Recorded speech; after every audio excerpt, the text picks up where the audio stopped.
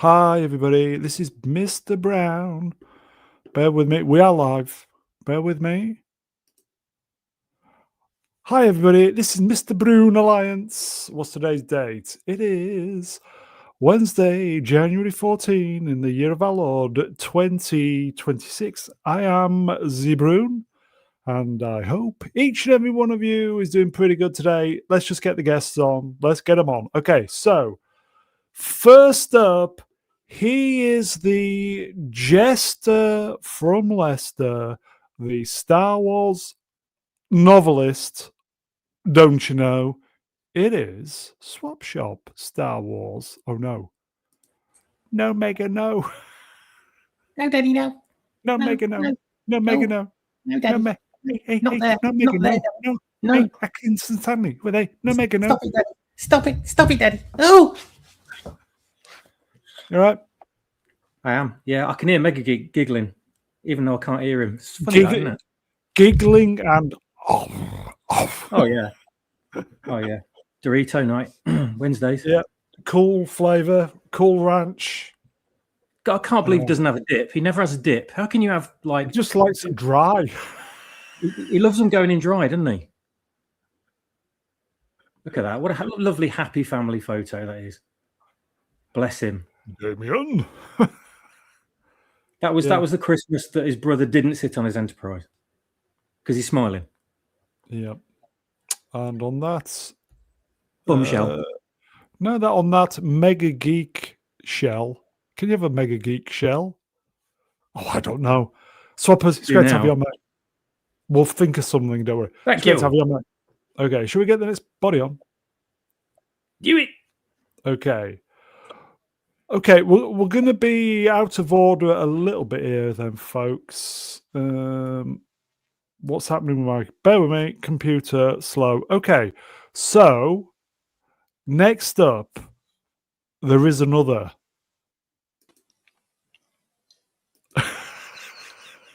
Well, it's 1 for the money, 2 for the show, 3 to get ready, then go, let's go. But don't you drink all that blue milk, Luke. You can do anything, but don't drink all that blue milk, Luke. Ooh, yeah, thank you very much, ladies and gentlemen. How we doing? Hello, man, babies. He brought me in a 2. Whoa, this feels strange. It's like cracking one off with your left hand. It just feels wrong. But so right at the same time. Whoa, but I like this because now I can totally derail things. I'm going to stop you going on to any more guests. We're going straight into hot men of the Hollywood 80s. And yeah, let's get this thing gayed up. Hey, Brown, let's do it. Yes. Go on then. Okay, so first of all, let's get rid of swappers, and it's just me and you, just like at the cinema with your tutor. Oh, you're getting rid of him then, yeah? All right, bear with me then. Hold on, the hold on. I'll do bucket. Okay, No, Daddy, no.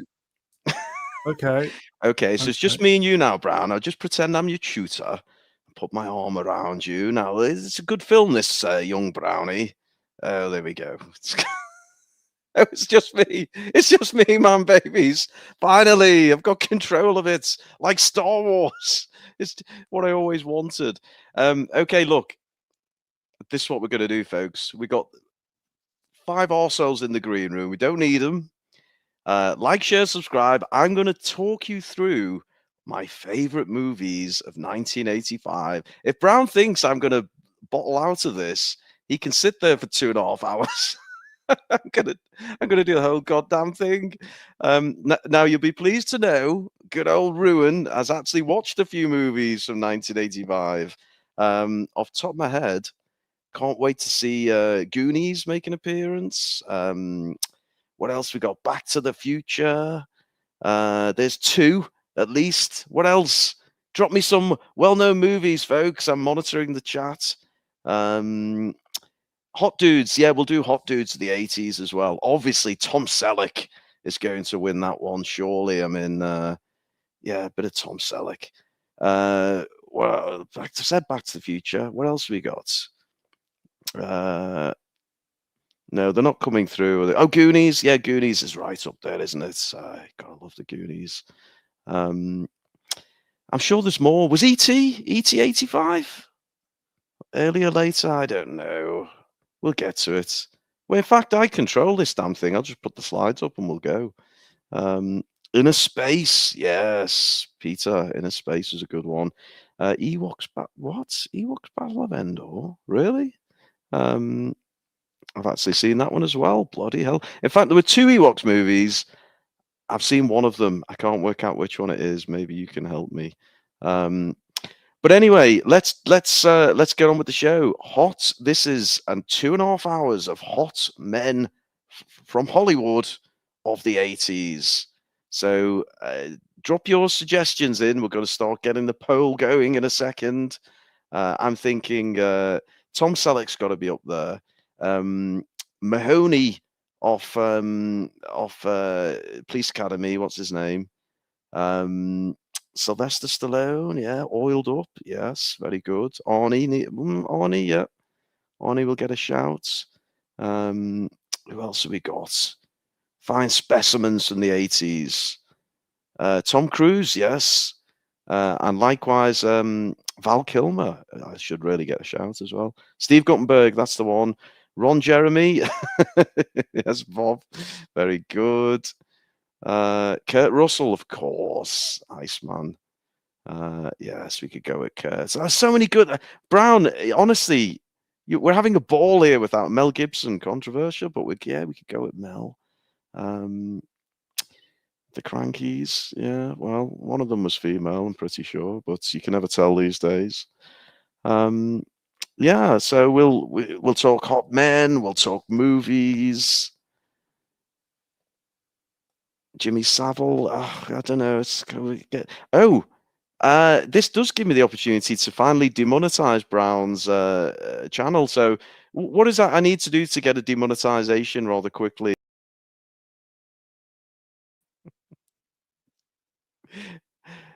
Just get butt naked and go on camera. That's probably the quickest way to do it, isn't it? So,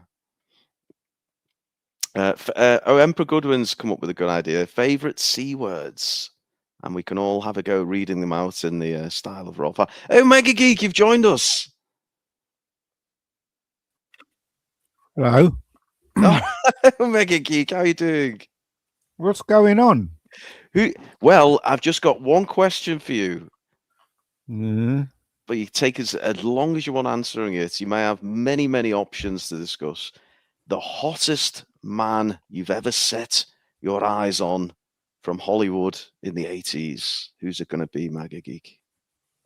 None, because I don't look at men that way.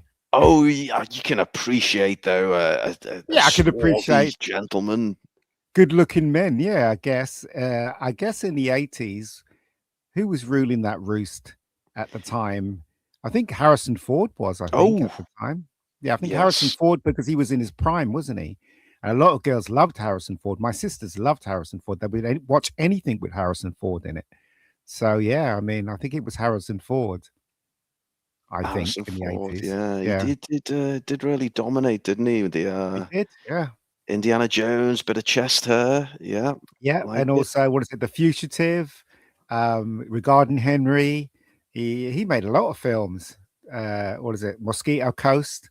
You know, most of them were hits. You know, that's the thing. So yeah, he kind of dominated, really. Some other good suggestions. Bruce Willis, probably a decent shout. He was losing his hair. Everybody knew he was losing his hair at the time. So. Kevin Costner. Yeah, Kevin Costner. Yeah. Clint Eastwood. Now, Clint Eastwood still would have been about. He was. 50, but he always looked old anyway. Michael Douglas, I guess. Yeah, Peter says Michael Douglas, which is a good shout. He did look fine. Manuel is going slightly crazy with Marty Feldman. Isn't that the chap who's got the strange eyes? Yeah, big eyes, yeah. Anyway, look, as much as I'd love to talk hot men of the 80s, so someone else has joined us. Who have we got now? It's Charlie's Angels. It's me again. Look at that. Brilliant. Oh, look at that.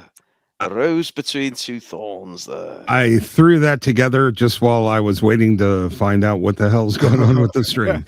I don't know what's going on with the stream. I I actually don't know either. No, it's this what happens So, when you. As much as I'm annoyed that you won't drop the hot men thing every fucking time, I'm nominating Ian David Diaz for Hot Man of the 80s. It's the well, you're on slightly dodgy territory there. We're slightly veering into the world of Hugh Edwards because Ian was only 14 in the 80s. I know, it's not good, is it? But never mind. You were a grown up. By 89, you were an adult, correct, Ian? Yes. There's nothing dodgy about it whatsoever. Unlike Brown's monetization at this point. He was a perfectly acceptable twink come 1989. Hello, Emperor Goodwin, by the way. Good to have you. Looking forward to rating the hot men. See, it's a winner. I've been telling Brown for months. No, that's a bit distasteful. Brown is just trying to keep them all for himself. Swappers. Oh, it's Mog of all the people to discuss this topic. Mog, Hello, Mog. You must have a few fancy men from the 80s you can recall. Jay Davidson. There. I picked one. Davidson. Crying Game. Jonathan Price from Brazil. The Crying Game. The man who played Raw in Stargate. If you got to pick a dude, get one that looks like a woman. I see where you're going now. I see where you go. Someone said Rutger Hauer. Well, you know, if you like that kind of. What about that guy? He was in the Presidio with Sean Connery, and he was in that long-running TV show. Mark Harmon. Yeah. Mark Harmon. Yeah. Yeah, it was insane elsewhere. Oh, look who's finally turned up, folks. Hi. It's old man Brown. Hello. Glad you could join us, Brown. You've been keeping us all waiting. That was quite well, Brown, I'm sorry. I'm going to have to just, if we're going to do this properly, as you know, the last person on always sings a song. So that's true. I'll bring you in properly. You ready, Brown? In 3, 2, 1. Take it away. Well, I don't know. What am I singing? Well, that's up to the artist. I've had the time of my life. This is I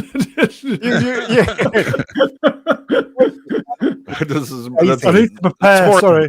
dancing than dirty dancing. I don't know any. I would have to. I thought that Daisy. Daisy. That's what you know. Daisy. There you go. There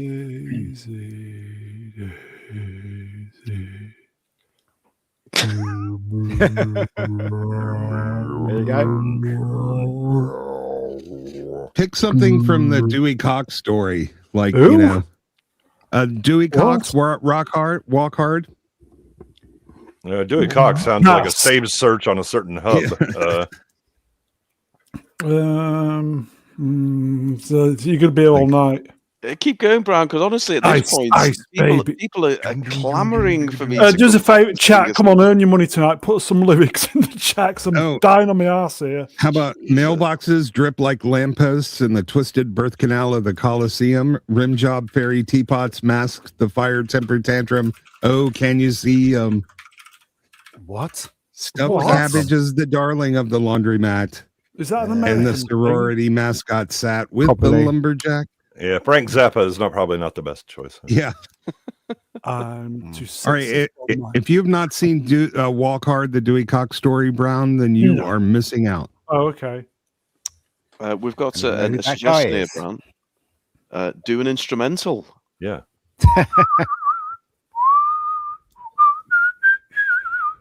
Why does he keep singing? Yeah, I know. He loves dirty dancing, you know.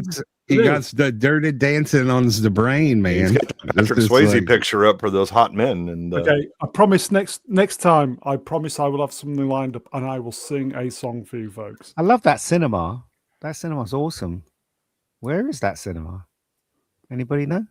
No. In my pants. It looks like it might have been artificially generated. Yeah. Okay, let's do a quick super chat while we're here. This is going to be. I get the feeling we're going to be here all night. Yeah, I hope not. Here you go. Mega Spider-Man Ranch 5 to all. Favorite Mr. Brown quote. What? What? Mine would be way. Anybody else? Mine would be, for fuck's sake, when someone's, just at the point of demonetizing your channel. I do enjoy those moments. Yes. Swappers. Coming out? What? What? What? Ista? Is it quote or is it quote? Quote. Yeah. Favorite well, Bones McCoy moment and why? No, I my think I know favourite quote from Brown is, "Cat, shut up." There you go. Don't worry, I'll be doing that later. Don't worry. shut up, cat. What? Oh, I got the Bones one though. When he thinks that Spock killed Kirk in a mock time, and he looks over and says, "Haven't you done enough?" Ooh. So I'm a doctor, not a bricklayer. What Yeah, about that's, that one? yeah, I love that one. no, Yeah. I think he didn't he say didn't he tell Captain Kirk once, "I'm a doctor, not a bumometer.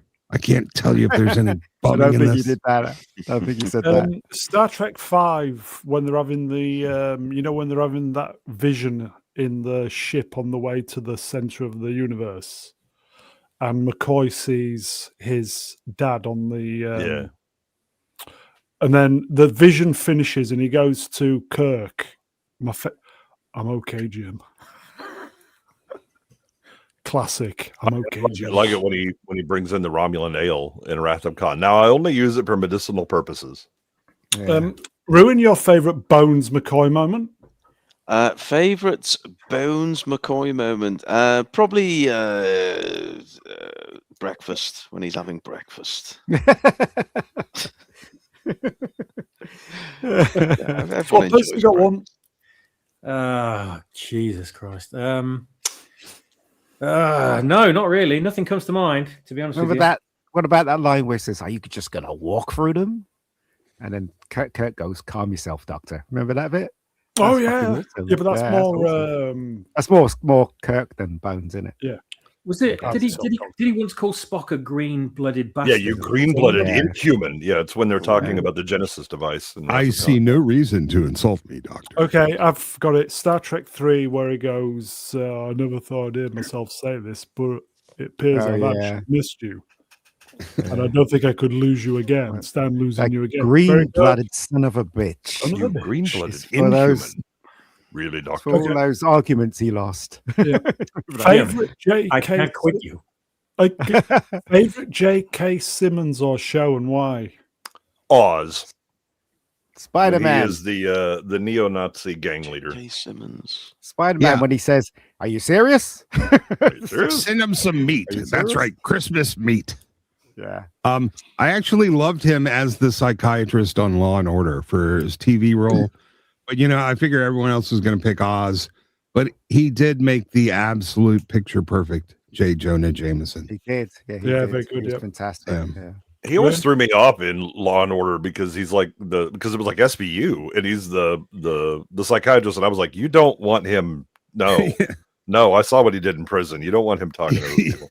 Yeah, but the original Law and Order, it was on before Oz. It was easier to take him. That's why I said I still don't want Schillinger giving me any psychiatric advice. Rube? If it's the guy I'm thinking of, he was the drum teacher in that movie. And Whiplash, yes. Whiplash. He was good. Dun, dun, dun, dun, dun, dun, dun, dun. There's an instrumental for you. Well, indeed. Swappers, did you do one? No, I didn't. I was going to say Oz as well. He played one nasty piece of work. Yeah, I got to give him honorable mention for playing two distinct characters and counterpart. He was amazing, but the show sort of lost its footing after the two characters first season. Yeah, Did he play counter and part? Yeah, he actually did. He played a naive, sort of washed up civil service worker, and then a hardened sort of war veteran spy in the alternate universe. There you go. That's mega. You got your money's worth there, old son. Okay. Guess who's the slides are compiled by, everybody? It's been on the screen for the last 10 minutes. Gavin Blackburn won. Was it You shooting? know who to blame, people. Yeah. Slightly different formats. Normally I do honourables, but Gavin did these in such beautiful alphabetical order. I thought, let's just do an A to Z. Oh, Let's right. just see how we get on. Yeah, We with an A better to keep Z. it moving then, hadn't we? Yeah, Just be- so go on. before you move away from this wonderful slide, I thought it's worth sharing common people's observation that if you look closely, you can see a young boy and a man that looks very much like a tutor in that cinema. Yeah, it's down there Oh. in the left, I think. Yeah, Yeah, that's it. right there between the dividing. Yeah. Yeah. Someone Thanks, Photoshop that in. Oh, that's a popcorn bucket. Yeah, we could. Anyway, compiled by Gavin Blackburn 1. I think that's Gavin's YouTube. So give him a follow, folks. You know. Well, I can't believe as someone who lives under a king that you are getting the name wrong. It's Gavin Blackburn the First, sir. I don't think that's his YouTube handle, though. Unfortunately, Mm. Gavin, please change it, please.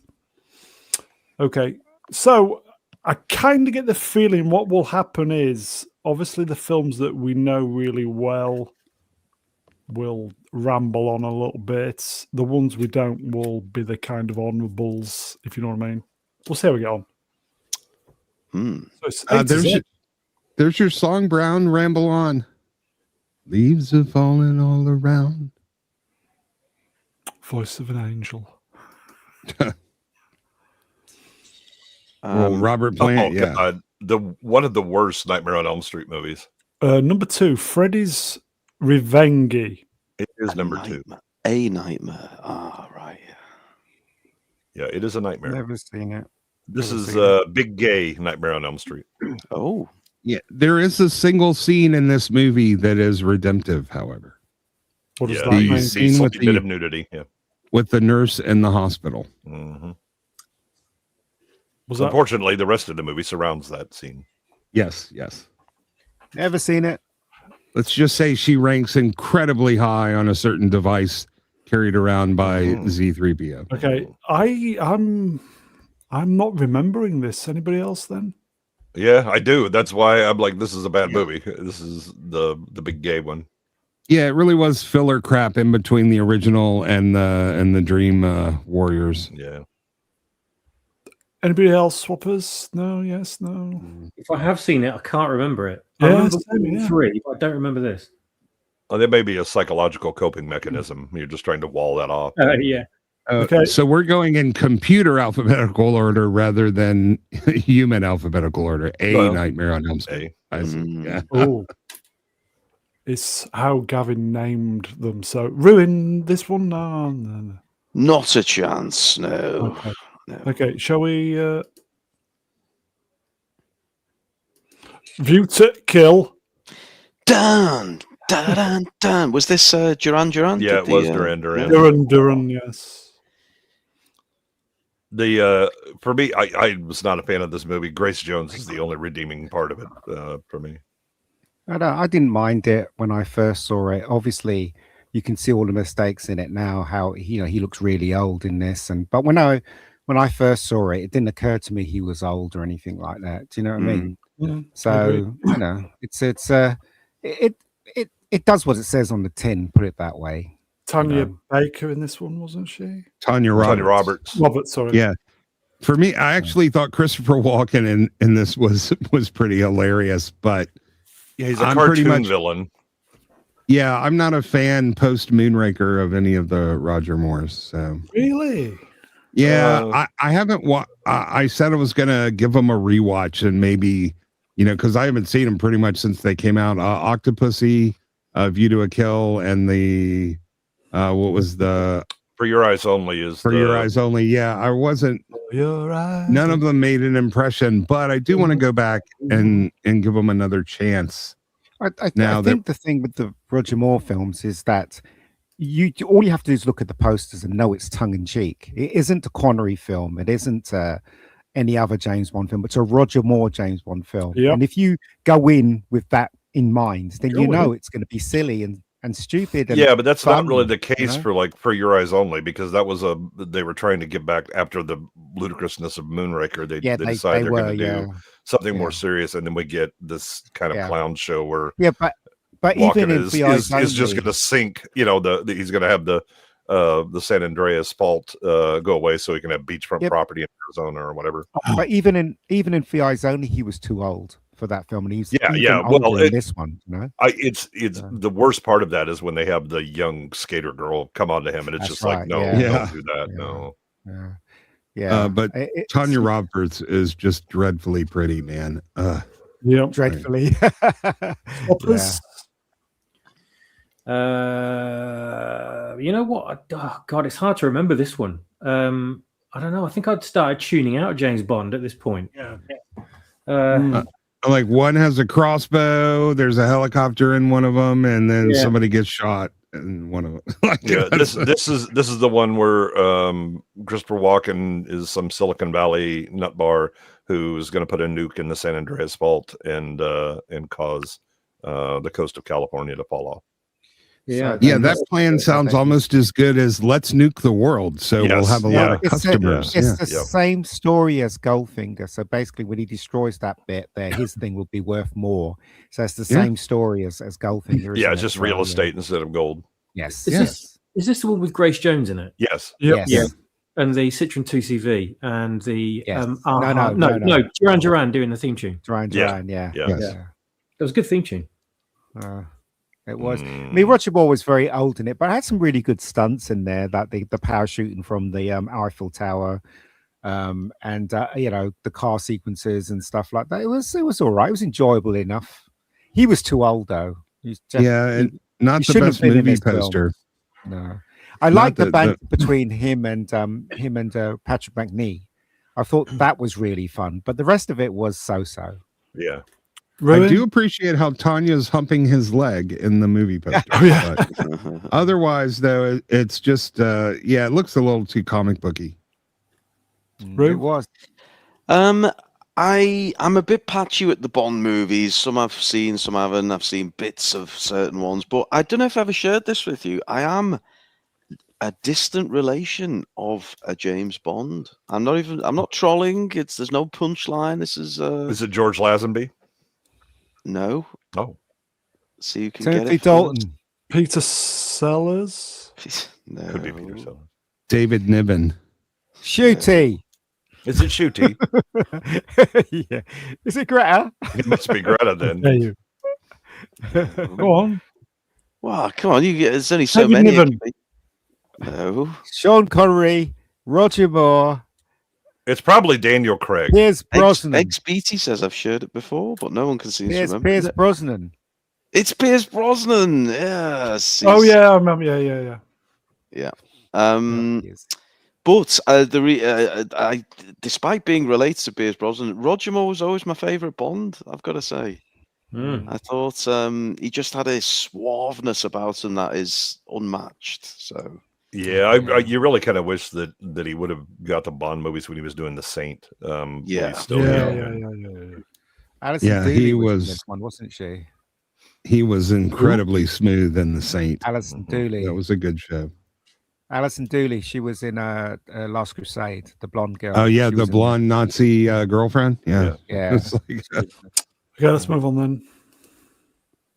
Oh, I've seen this. I like this film. This film is fantastic. What do you mean? This was kind of groundbreaking. I don't know this one. He actually did a guerrilla filmmaking on this film, didn't he? Because he wasn't allowed to shoot certain places, and he just went out there and shot stuff with the actors. This was all set in one night, wasn't it? Yeah, no insurance, no licenses to film. This created a kind of whole genre of that sort of quirky adult comedy. It's the more Adventures in Babysitting is essentially this movie with younger people in it. Yeah. It's absolutely. I liked it when I first saw it. You know what? If Quentin Tarantino made comedies, they'd be like this. I would find it totally possible that Well, he said- Tarantino was inspired by movies like He this. said the 80s was shit, though. Yeah, he did, didn't he? Rosanna Arquette was Yeah, really but- cute in this film. He says a lot of stuff, though. Mm. He also said he watched more 80s movies than Hmm. any other decade. So. Yeah, he's lying because everything Yeah. he does is remake 70s movies. Yeah. Did you hear yeah. about that guy that stalked him and he confronted him and beat the crap out of him? Did you hear about that? No, Because I've no. met Tarantino. Tarantino's 6 foot something. He's really What? tall and really wide. Really? Tarantino, yeah. I would never pick a fight on that with Tarantino. Tarantino would just lay you out one punch. He's so big. Yeah. No, he won't. Yeah, well, I'm I don't know gonna how say tall that. you are, so I 6'5". wouldn't know. I'm There 6'5". you Yeah. go. Jesus. There you go. Yeah, Okay. there you go. Anybody else then? Because I don't think I've seen this. Anyone No. else 6'5"? Yep, I'm 6'5". Yeah. Yeah, I can vouch for that. Yeah. He is 6'5". Yeah. Yeah. Well, we've seen you in the prison. You have to duck, and it's terrible. Yeah, I'm ruined, tiny, isn't that because of the that's the platforms, though? Yeah. 6'5" when I'm with Yeah. ABBA. Yes, Yeah. that's- He's Yeah. 6'5", Uh, 6'9" with the Apro. Mud crab numbers wrenched. I slept in. What have I missed? Start over. Okay, let's get off stage. Bring him back in. Start bro. again. Okay. Yeah. Yeah, not as much as you think. I would say this is Yeah. a homework movie for Fuck anyone off. looking for comedy. So how tall Really? are you? Yeah, absolutely. Emperor? How tall are you? 6'5". 6'5". Shit, that's- I don't know how tall he is, but I reckon he's the same height as you. But he honestly, He's wow. not, because if you look at him, Oh, if you look at him okay. in Oh. movies, no, he's maybe like Oh. 6'1" or Yeah. 6'2". Oh, I think we've set off Dr. Iceman. Wrench, by the way. Shitting We're on shitting on QT now. No, I was He's just what- saying. I met him in Cannes, and he was well. I'm You met him in the can. I'm not. What? I met him in the Cannes. Yeah. What? In the can? What? Yeah. No, I met him in He's Cannes. 6'1". He's a nice Yeah. guy. I thought he was a nice guy personally, but you He's know, not a bad director as well, is he? he's Yeah, I think. fantastic. Well, I think like a lot of directors, the longer he's gone on, the more that he's kind of indulged in Yeah. his. Is this true? own- IQ 160. Fucking hell. But just with the fact that this is a comedy directed by Martin Scorsese should make it interesting enough to watch. Well, he directed 2 comedies, didn't he? He Um, directed. I've not heard of that one. 2 comedies. Any Yeah, good? Boxcar. Willie? Well, 3, didn't he? So if he directed that one, then he directed the one with Robert De Niro and the comedian. Midnight Run. Midnight Run. Okay. Yeah, No, and not which is Midnight also Run. really Yeah, excellent. with Grogan and Okay. No, not Midnight Run. Let's Okay. move The on one- because this is a Ah. 10-hour stream. I can Anyway, feel it I'll in my give it, water. yeah. I think got this water? kind of A to Z is probably. Oh, yes. Back to the Future, Marty.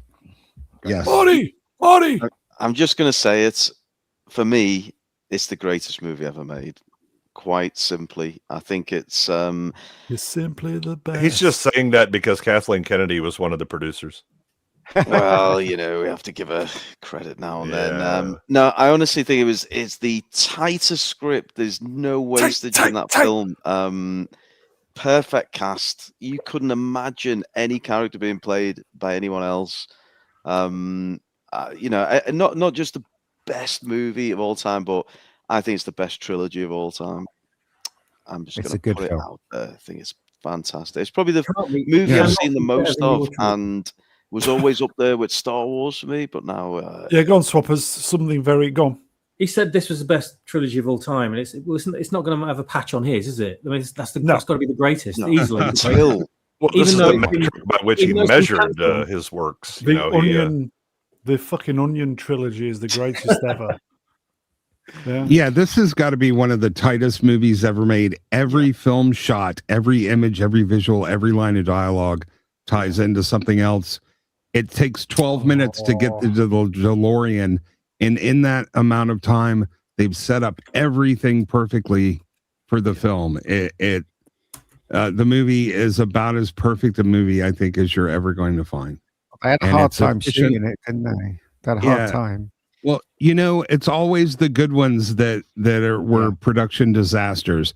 You never hear, oh, everything went smooth and there was no conflict at all when it's a good movie. The reason why it's so good is because they shot it twice. Most of it, yeah.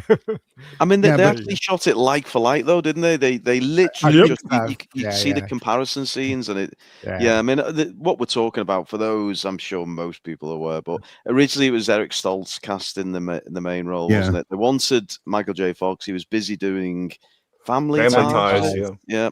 And so he couldn't get out of that. So they cast Eric Stoltz, and it just wasn't working. If you go onto YouTube, if you're interested, they have some of the original Stoltz scenes, and it's a totally different vibe.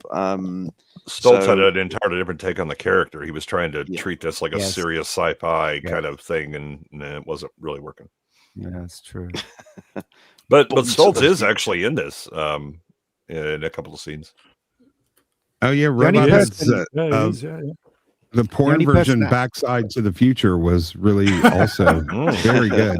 The only person that had faith in this was Steven Spielberg. The studio didn't have faith in this at all. In fact, right, the budget should have been more, but they cut it because they didn't have faith in it. In fact, they used the backlot of Universal, didn't they, for the main set, didn't they?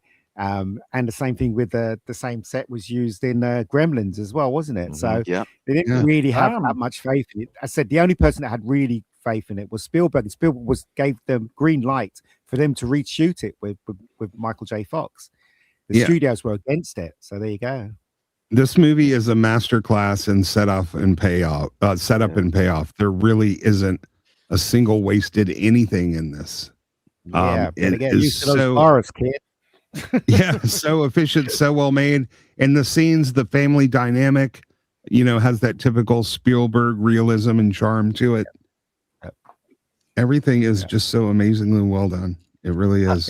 And shout out to, I know obviously Michael J. Fox, just perfect. The doc, absolutely brilliant. But for me, and I'm always surprised he didn't do more after this. The guy who played Biff was absolutely fantastic. Just he did a lot of stuff on TV. Yeah, he did a lot video of stuff games. On TV. This film is so good, it's in Rebecca Gold. So there you go. What? In what? Well, they mention it, and there are certain bits that is like Back to the Future, but Rebecca Gold. But there you go. Such is life. Another thing, I'm always confused about this poster. That door doesn't look like it fits on the car. It's facing towards us rather to the side.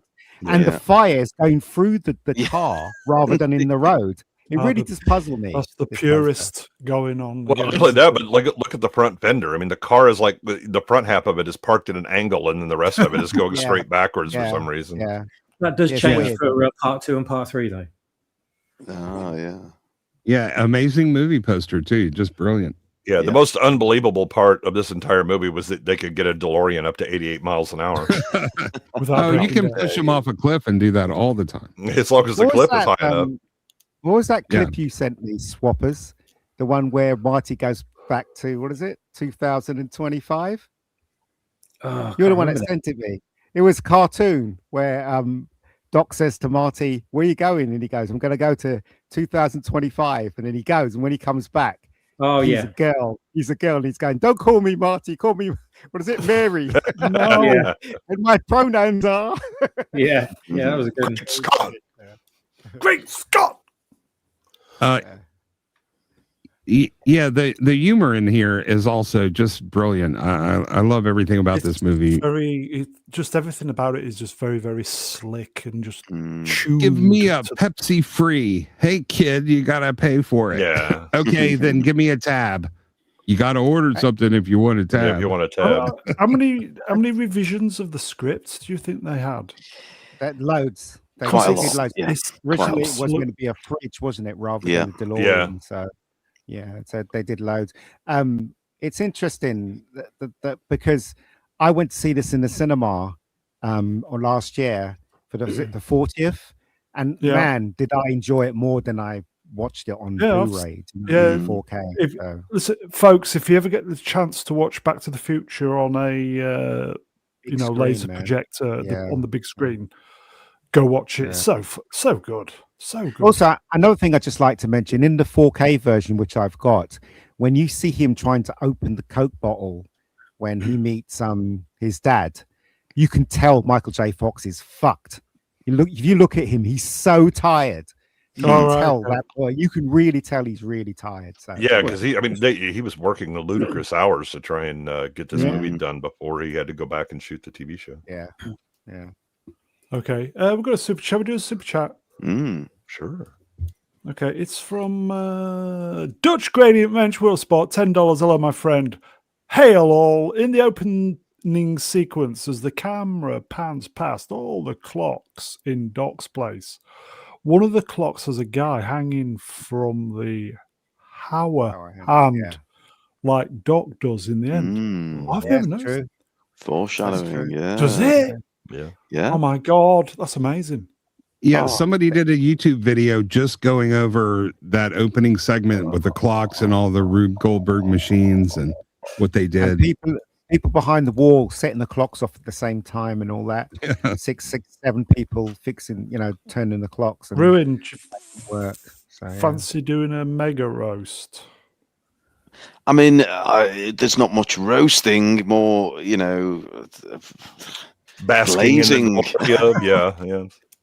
A mega glaze. Absolutely, mate. I could talk about this movie all night. I think it's the movie I've watched more than any other. Probably seen it. Okay, give me an excuse to watch it. Okay, 100 times. Yeah. I think it would be really interesting for somebody to go through and just look at every moment where they set something up and then showing the payoff, and sometimes multiple payoffs, because there's so many things that are tied together throughout the script. You can tell they spent quite a bit of time especially on this first script.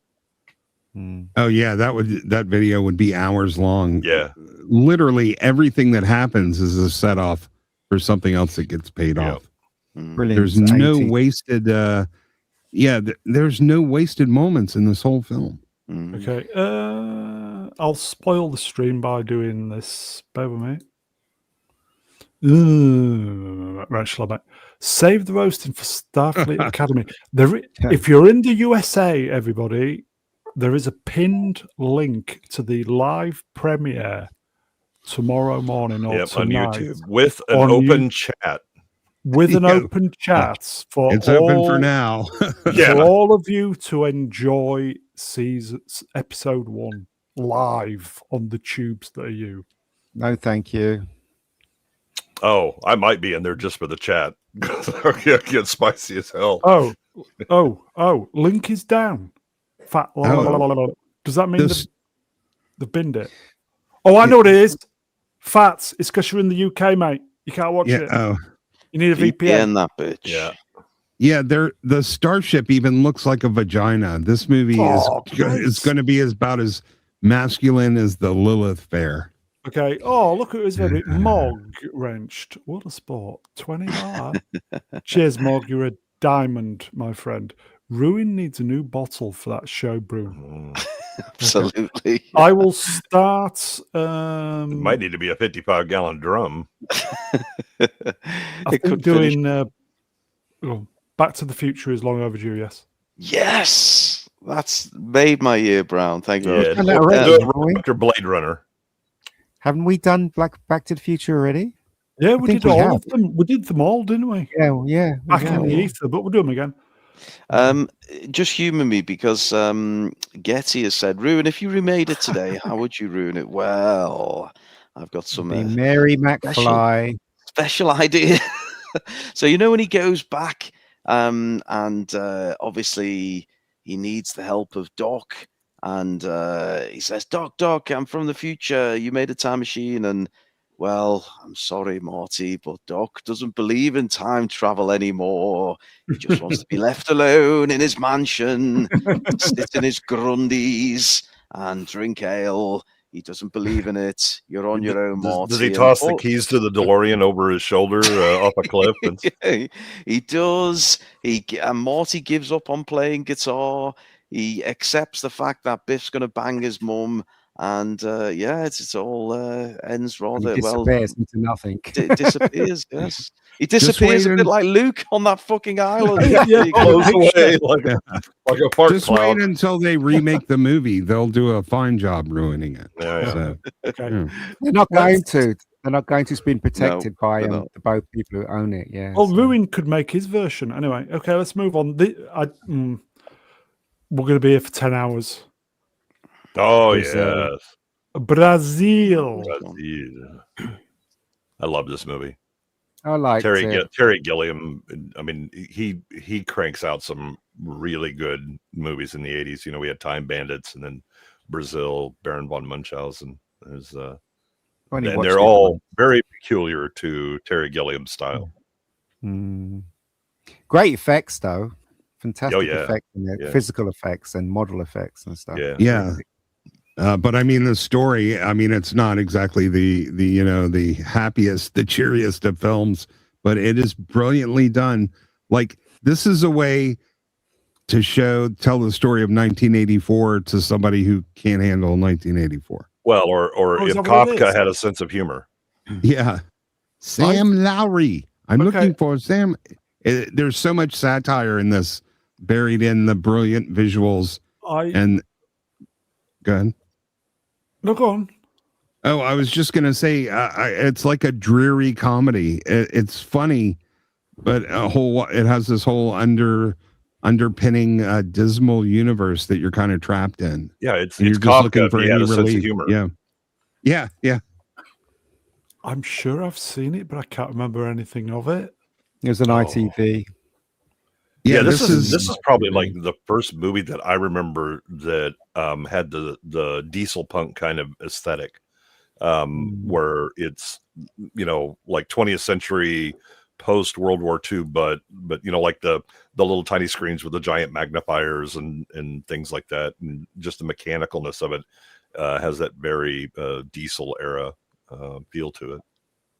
Yeah, it's the first Jonathan Pryce movie that I really took notice of him. Oh, okay. Yeah. Swappers, have you seen it? I think I saw it when I was really young, and I cannot remember much about it at all. Same here. So I need to watch it again, obviously. Did you say it was Emperor? You said this was 1984, effectively.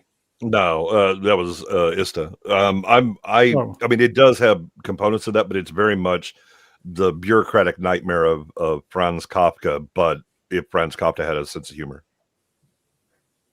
Right. Okay. I think I need to watch this, don't I? This is definitely homework. Absolutely. I was a fan of chocolate-covered Brazil nuts. Apparently they emit radiation, they do, apparently.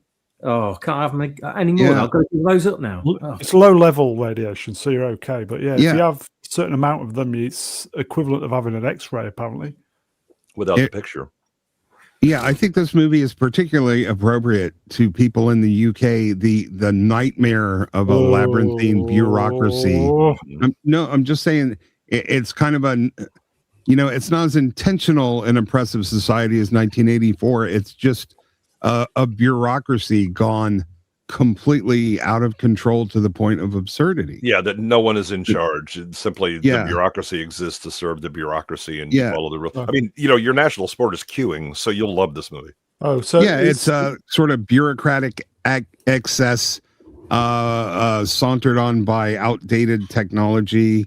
Oh, so it's a documentary then of what it is like over here. Yeah, it would. I think it would be one of the sacred prophecies of the UK. Yeah. Okay. Shall we move on then? Sure. Oh, Brewster's Millions. This is like what the third remake of the story. And then I think they remake it a few more times. Yeah, you couldn't make it today because all he'd have to do is go grocery shopping a few times, and he'll have spent $30 million. Yeah. Just get a couple of cartons of eggs. Yeah. Or buy a couple of congressmen. There, $30 million done. They don't stay bought. I think this is free on YouTube. I'm sure I've seen it free on YouTube. It is a great film. Yeah, it's not sort of Richard Pryor at his funniest, but it's a quite enjoyable movie. He plays somebody almost a little more naive than he usually does. He's not as sort of hardcore streetwise a comic. He's not as acerbic. like I said, almost he's a little naive, but I mean, it's a humorous movie. It's a very good time. There you Yeah, go, it's folks. very, very similar character to what he played in The Toy. Oh yeah, yeah. I think this is better, but I don't know. This doesn't have Jackie Gleason, so I have to give it demerits. Ian. I've seen it once. I enjoyed it, but for the life of me, I can't remember it. I saw it in a cinema, I think. I really can't remember it though. Yeah. Decker Unit is in it. Mm-hmm. Yeah. Shame about him. Yes. Yeah. Well, not shame, but you know, disgusting. Swappers. It's a shame he ever had access to people. Have you seen it, Swappers? I have. Yeah, I kind of do remember it. I'm so vague though. I used to love Richard Pryor when I was a kid, but I really can't remember what happened in this. Bizarre, really bizarre. But I just maybe I only saw a tiny bit of it, and then the memories are just lost to time. But Same here. Is this a homework movie? I wouldn't say so. Really? But- It's very enjoyable. yeah, it's I know a there's John a Candy baseball tribute. scene in it, isn't there? A baseball scene in it. Yeah. I Yeah. don't recall. If you're doing like a John Candy tribute, you could make it a homework movie, but it's certainly not at the top of my list. But it's quite fun. Yeah, it's not a bad movie. It's just it was kind of one of those meh ones for me. 'Cause there were funnier movies even this year than. If it was on TV, it'd be worth watching. Swappers. Do you know what? Right, when these films came out with Richard Pryor, Eddie Murphy, and stuff like that, kids of 14, 15, even younger, 10, didn't give a shit about the color of the person. Didn't care if Eddie Murphy was black or Richard Pryor was black or whatever. How did we go from that to this? Don't know. Do you know what I mean? Don't know. It's just ridiculous. Well, it was insufficient opportunities for graft if you just have a colorblind society. So the demand for racism far exceeded its supply, so they had to create more of it. Yeah. Yeah, they'd run out of things to be enraged about, so they had to dig up an old one. Yeah. Yeah. Imagine, Ian, if your goal is to cure cancer and you have an entire business based on that. Once they cure cancer, you're out of business, and you can't have that. So we have all these, equal rights organizations on the verge of becoming defunct, and they don't want to give up their power and influence. Yeah, watch Brazil. It will explain it. Yeah, perfect. Yeah. Let's move on then. Yeah. What? Shut up, cat. Yeah. I need to reset my mic. Drink, everyone. I don't even know what this is. I don't even know what this is. I sadly do. It's a bad Stephen King movie. Yeah, well, it's an anthology of Stephen King stories, and I'm not even sure if they're in books. But the one I remember is the Quitters Incorporated one. Yeah, and I did bring that up. I mixed it up with Creep Show. I didn't mind. It was a decent little segment, but the rest of it was not memorable. Yeah. So James Wood wants to quit smoking, and he goes to this company, and the next thing you know, they're like kidnapping his loved ones, threatening their life, and if he smokes, they'll be killed. It's a smoking cessation program run by the mob. They're is that Cat's Eye? Yeah, it's one of them because it's an anthology. So that's one of them. That's really the only story in there that's worth watching. Cat's Eye is an honorable, everybody. Not even. Clue? What? Oh yeah. This is the movie where you would get different endings depending on the showing and the audience voting. Wow. How does that work?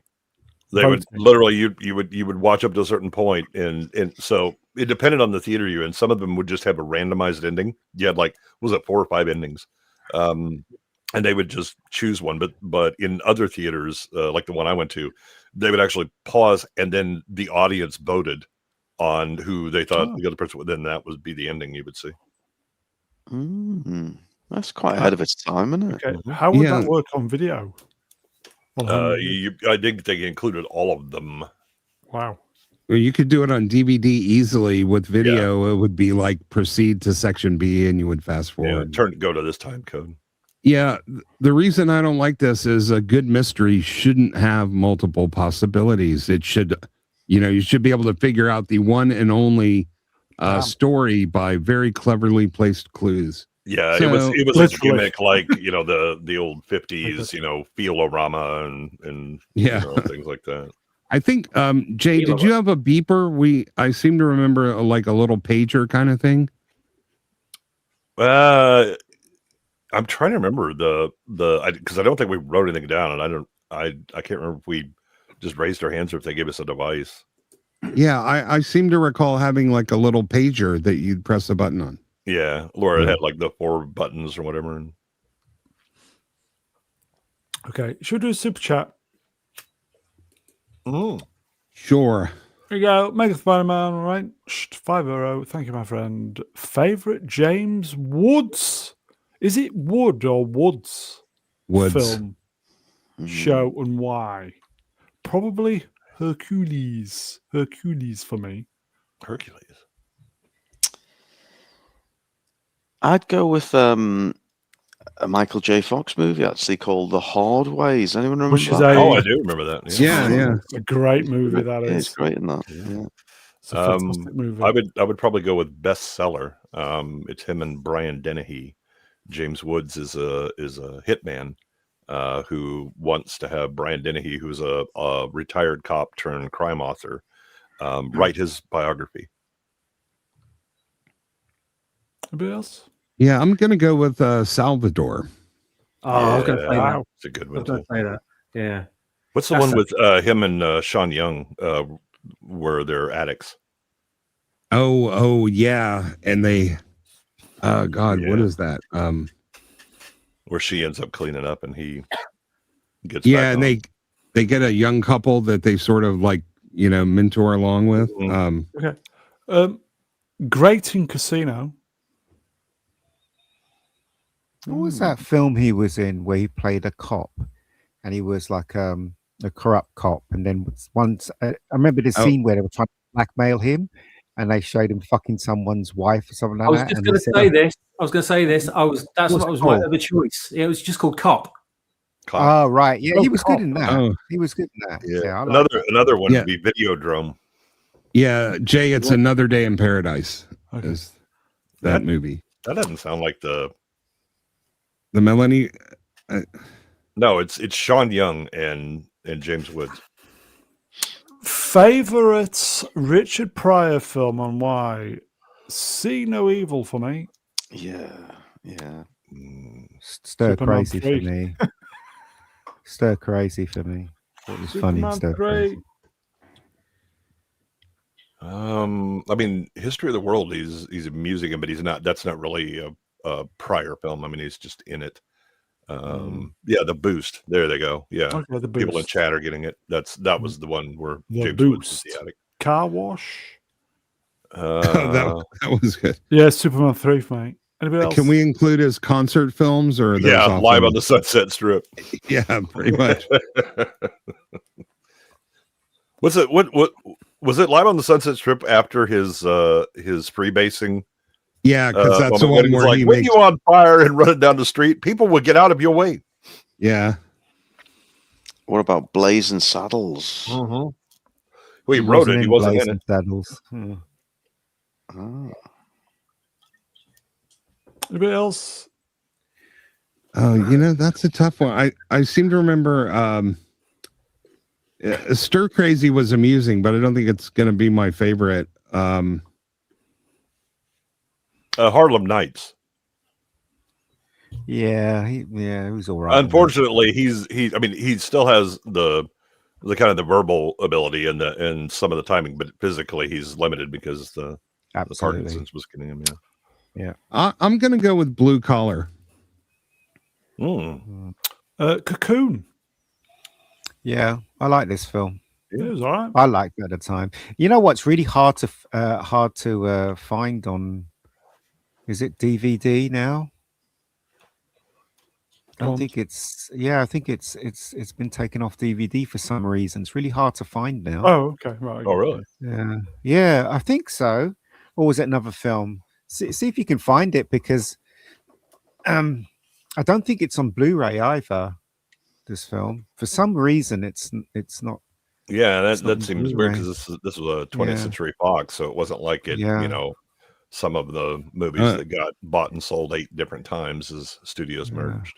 Yeah, it's for Tolerance. sale on Blu-ray for $26. So, Oh, really? Yeah. Okay. I love the soundtrack on this. James Horner's soundtrack's amazing. Yeah, but all the sales are on eBay, so you might be right. It might not be a current release. Drew, behave. Yeah. Yeah, it is on Amazon for $40, but Behave. it's a reseller. Oh, Anybody yeah. else? That's what I'm saying. I think they've stopped selling it for some reason. And Licensing issues. Yeah, maybe. I don't This know. was before batteries not included, right? I think so. Yes. Yeah. Yeah, I think batteries Yeah, not yeah. included was like the next year or something like that. Because you But, had a who's couple of the actors from this that were in that. It kind of revived some of those actors' careers. Was it directed by Ron Howard? This Oh, film? yes. Ron Howard, yeah, wasn't it? yeah. Yeah. Yeah. This is it's a very, I wouldn't go to say it's like one of my favorites, but it's a perfectly service. It's a good movie. It's one that's accessible to most all right. people. Yeah. Yeah. And the hilarious thing is Wilfred Brimley is like the youngest person in the cast, Yeah. other than maybe Gutenberg. Is this true? With Here you the- go. Gavin With the Blackburn one. diabetes. Gavin Yes. Blackburn, one who did the slides. Everybody, what a hero! Wrench will spot. Wilfred Brimley was 32 when he made this. Yeah, I think he was a little older than that, but he That's was. not true. He was like 20. Or something. Yeah. It is a good film. It's because of Close Encounters this film exists, because the idea that aliens are peaceful creatures rather than creatures that want to take over our planet, and it kind of filtered 49 into a cocoon. Yeah. Yeah, and you got Wilfred Brimley along with Don Amici and all those. They're not even close in age. It's not a but- bad film. Yeah. This is one of the few movies where Brian Dennehy isn't playing an asshole, and it's refreshing. Yeah. Rowan, you've seen this I actually have, yeah. I did watch this many, many years ago. on ITV. I just remember a load of old people in a swimming pool. That's basically my recollection of it. Whereas now it's a load of old people live on stream. Brian Dennehy was in Hunter. Do you remember that TV show Hunter? Yeah. I was watching it on YouTube, and he played a serial killer in Hunter. Damn. Couldn't believe it was him. I was like, what? Anyway. Okay, Cocoon, everybody. I got a question. Ali McGraw, one or not one? One. Yeah, I think I give her one. I think so. Her daughter's really, really Okay. nice. Good enough. Move along. Get off some steam, Bennett. What about Come on, Arnie, go. folks? Get them in Let- for Arnie. let's Here we go. party. Yeah, Spongeballs, one. Rust and Peace, one. Yes, very good. Do you know what? He was being interviewed by Terry Wogan when this film was released in the UK, and he didn't say a word. He said yes, thank you, and that was it. Because Terry Wogan's trying to get a conversation out of him. He wasn't He wasn't speaking able to for some speak reason. English, though, was he? At that I point? don't know. Yeah, maybe. I don't know. I don't know. I think he had certainly a better grasp of English at that point. He was so used to Radon Chong talking the entire fucking movie that he. I don't know how that. I mean, I understand because she's essentially Nepo baby, but she was in Quest for Fire where there's not supposed to be any dialogue, and she never shuts up in the movie, and then she does the same thing in Commando. Yeah, so I've realized I've never seen this movie. I saw a test screening that was 2 hours and 20 minutes long, but I've never seen the theatrical release of this. They cut out all the good parts. Oh, what? They just left in Radon Chong talking. Yeah, pretty much. Do you know whether he was Commando in this film? What? No underpants, you mean? Yeah. Yeah.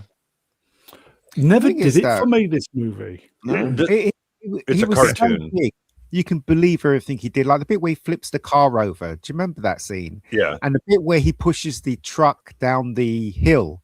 Well, they he can starts get carrying them. like a redwood on his shoulder, and I know. yeah, it's just Yeah. he was a living cartoon, you know, Mm. and kind of a superhero. This is you could look at Arnie, and if you were like a teenager, you'd be like, of course he can do all of those things. I mean, look at the Yeah. man. You're We like take. the bad guy Bennett. Like, I'm pretty sure that dude's gay. Like, We taped this tape to tape. We watched Did it you? a few times, but just wasn't really just don't know, just Yeah, it's. I mean, you have so you have the the guy that played Bennett is from the Road Warrior. You have Bill Yeah. Duke in this. Yeah. it was But alright. but what a change in tone and in acting ability in 2 years when he does Predator Yeah. compared Yeah. to this. Very much so. He Yeah, just there starting was off a there, lot of wasn't really good stunt work that was cut out of this film. I don't Really, know I'd why. love to see the longer version. I bet it was better. Hey, we've got Yeah, super I chat, wonder if buddy. it's around. Emperor, are you available to read a Sure. super chat, please? We have Dutch Gradient, Wrenched, World of Sport, for $10 US, Thank you, the my best friend. kind of dollars. Hilarious how many times Arnie had to kill the same stunt guy playing all the guards at the compound. Hat, sunglasses, mustache, beard. They used them interchangeably, thinking we wouldn't notice. Yeah. he? They I do mean, it that a was, lot in but I think I'm not sure that this may be the one action movie that doesn't have Al. Is it Young? The Oh, short, yeah. balding guy with the long hair. Yeah. Yeah, Yeah, They did that a lot in John Wick, didn't they? They used the same stuntmen over and over again, Mhm. like the same 5 stunt people. So they do it all the time. okay. there is a extended version of this that restores graphic violence, car chase. Oh wow. And yeah, so you There's can some nice find that lines on. in there. That's some iconic lines, like Yeah. what's that line where he says to him? Sully, I like Sally. you. I like you, Sally. That's why I'm I'll going to kill you kill you last. last. Yeah. So Remember when I that's told you I'd iconic kill you last? stuff. I lied. Yeah. I had to And let then you- she's like, "Where's Sully?" I had to let him go. Swappers, Yeah. anything to add? Not really. No, I'd like to know where I can get the extended cut though. Yeah, it looks like it's for sale, Blu-ray, DVD, but 5 as minutes long as you're extra. not taking this movie too seriously, we had a great time. We liked it when we watched it. Okay. And we filled out the surveys. It was fun. Yeah, Okay. we covered this on movie nights with Niet a couple of Did he several like months it? ago, and it was it's a cartoon. Yeah, it's no Okay. Terminator, but One of the best things about this film is James Horner's music. It's really good in this film. In Yeah, fact, which it sounds is a lot like 48 Hours, doesn't it? Yeah, Same there's kind of a tone. lot of recycled stuff that Horner Used, it shows yeah. up in Aliens and The old and drums. Yeah. other if I stuff. remember. Yeah, yeah. it's like there's a few that was like it's like Aliens but in the Caribbean.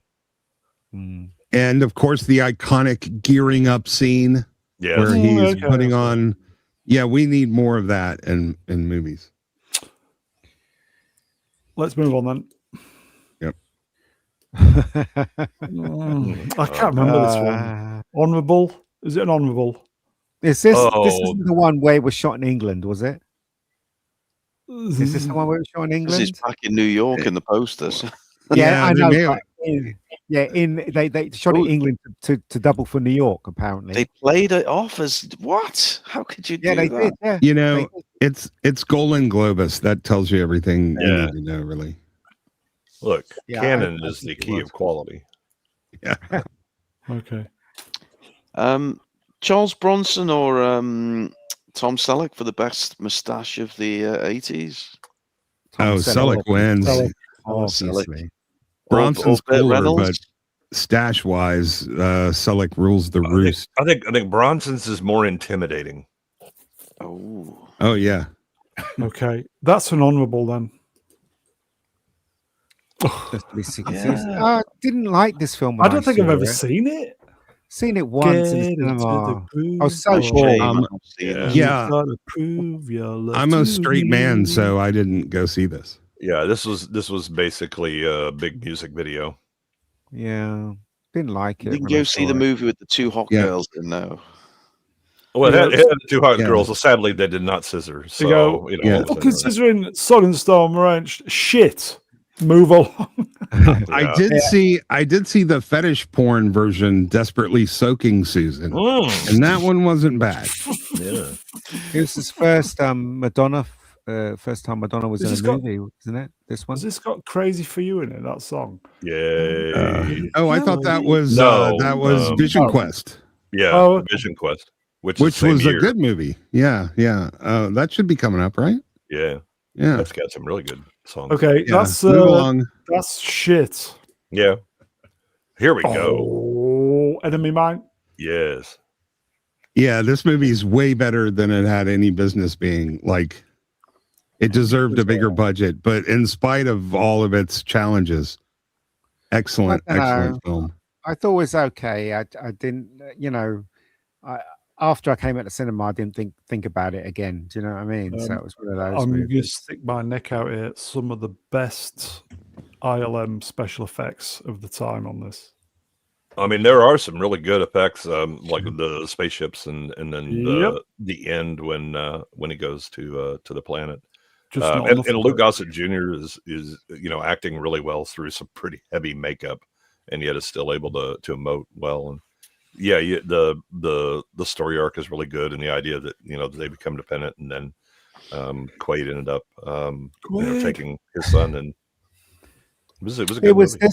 It was this film I thought Dennis Quaid would, if Harrison Ford had stepped down from Indiana Jones, I thought Dennis Quaid should take over.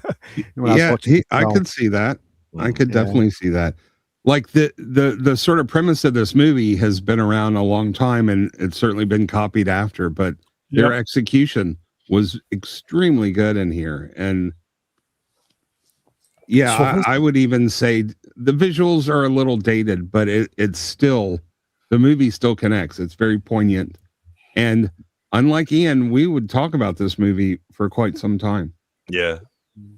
And the world building in here, the way they did it, I thought was really well done. Like, it wasn't just, oh, here's an alien, blah, blah. They really sort of expanded on his story, and it allowed you to connect to something that was completely different. Yeah, and it's properly alien, like not just human with bumps on head kind of thing. I mean, the biology is different, the culture is substantially different. Yeah, all makes sense. And adding the child together, that was risky, and it paid off. Yeah, seen it, Swappers? Yeah, I need to revisit this. It's been way too long. I think I saw it on VHS way back then, but I've only seen it once. So really need to revisit it. I remember it being advertised and thinking, wow, this looks, spaceships and stuff and aliens. Yeah, this is right up my street. Never got to go to the cinema to see it, unfortunately, but did get to see it at home. And really enjoyed it. Yeah. It wasn't your typical sci-fi movie. It was like a galactic war from a completely different perspective. And it was kind of like it's a stranded on a desert island kind of allegory, sort of that kind of trope, but it works so well in this environment with these characters. And there's a little bit of a twist, there's an alien thing going on, and the actual world that they're in is great, and you get asteroid storms and all this kind of crazy stuff. And special effects are great, spaceship designs are great, the makeup Louis Gossett Jr. is wearing is amazing, and you kind of want they like someone said earlier on, it's great world building, and you want to see more of this world and this story and these characters and the military that is in the movie and the aliens they're fighting against and what caused them to be in this war. And you want the story to continue. It's a shame they never did any sequels to it, because I think there's really a great wider story to tell in this. Yeah, you never would have expected that Mickey Mouse makes a cameo like that. Just that little subplot, stuff like that, really brings the movie home and makes it feel real. Yeah, it's the difference between like a large scale movie, like Star Wars, where it's like we got the Empire and the Rebellion or whatever. This is a very personal, like it's two people, that's it. But it's war experienced at the individual level. Yeah, Earthman, your Mickey Mouse is one big stupid dope. Lou, never seen Enemy Mine? No, never. Just doesn't ring any bells at all. No. Did you say it was Industrial Light Magic involved? Who did the special effects at the beginning? Okay. Yeah, very good. Wolfgang Peterson was the director. Yeah, it's a really good movie. We taped it on VHS. It was so good. So I've seen it a fair few times. Mhm. But anyway. Does look a bit Star Trek-y for my liking, if I'm honest. Yeah, there's not going to be nearly as much pew pew as you were hoping for.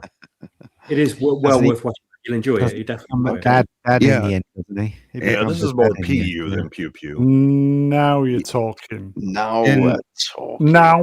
Now the I've never seen this film. Never seen it. I sadly have, and I hate everyone for my having seen it. I blame the entire world for its existence. Is this the first one or the second one? First one. Yeah, this is the one with Wilford Brimley. I think He was a busy beaver this year, man. It was. Never seen it. I hated the Ewoks when I saw Return of the Jedi, so I was determined not to go and see this shit. Yeah, this is Start second promoting only to the holiday special. As Swappers, have you seen it? I'm sure you I have. saw one of these. Maybe it was this one, and I was just bored off my tits all the way through it. It really got to me, this movie, because after coming off the back of the massive high that was Return of the Jedi, Yeah. and desperate for more Star Wars, and knowing that we're probably never going to get any more, I just thought, oh God, yes, anything to do with Endor and Star Wars, I'll lap this up, give it to me, and I couldn't wait to get hold of it. I watched it. My God, was I let down by this movie? this is what you know what? Please don't get me any more Star Wars. No, Yeah. please don't. Yeah. Swappers, you would Ruin, you would have liked this one, wouldn't you? Yes, I like it. It's got little fairy teddy bears doing nasty things. I watched this as a kid. I unlike Meg, I did like the Ewoks. I like Return of the Jedi. Is it fair to say these were just kind of kids movies and not much more than that? Really, it was really just a It was. push on the Ewoks, wasn't it? Just here's Yeah. more Ewoks, and we'll loosely build a story around them, and yeah, that was it. It's Is good. this the Well, one Yeah. where the What they little boy really looks like needed. Luke Skywalker? Yeah. Broom Boy, early appearance of Broom Boy. Yeah. Yeah. What they really needed was a giant casino on Endor. Yeah, A set piece yeah. that costs $500 million. Yeah. Who's Some the horses black to guy that ride across the space station or something. That guy looks, fairly scary, doesn't he? Who's that? Oh, Which one? Oh, Swamp Thing in the Sick. background. It looks like what's Elvira doing on Endor, by the way? Yeah. Well, her and Swamp Thing were on a date, and they got lost. is that an honorable or is it just shit? It's Honorable. shit. Move on. Move on. This is shit. We've Move on. spent way too much time. Yeah. Oh Oh, God, this Flesh film and was blood. very, very violent. Incredibly Paul violent. in Verhoeven. fact. I remember all the critics were slagging this off, saying that it was just sex and blood, and that's all it was. The film, the entire film. I remember the critics, just And they slagging meant that in a bad way? meant it in a bad way. Yeah. Yeah. A lot of sex in this, a lot of And blood. a lot of flesh and blood. Yeah. Yeah, this was. Apparently. I think this was the movie that, because I didn't see it when it first came out. I think I saw it like maybe 10 years later on cable or something, and that was the moment that I realized that Verhoeven, his best movies are the ones that he does accidentally, when he's trying to make fun of something but doesn't actually understand it and ends up making a really great homage to whatever he's trying to mock. And this one, he was trying to do it seriously, and that's why this one is not nearly as good as later stuff. Yeah. Basil Poldoris. Rutger Hauer, Jennifer Jason Yeah. Leigh. That's how they got him for Blade Runner through this film, didn't they?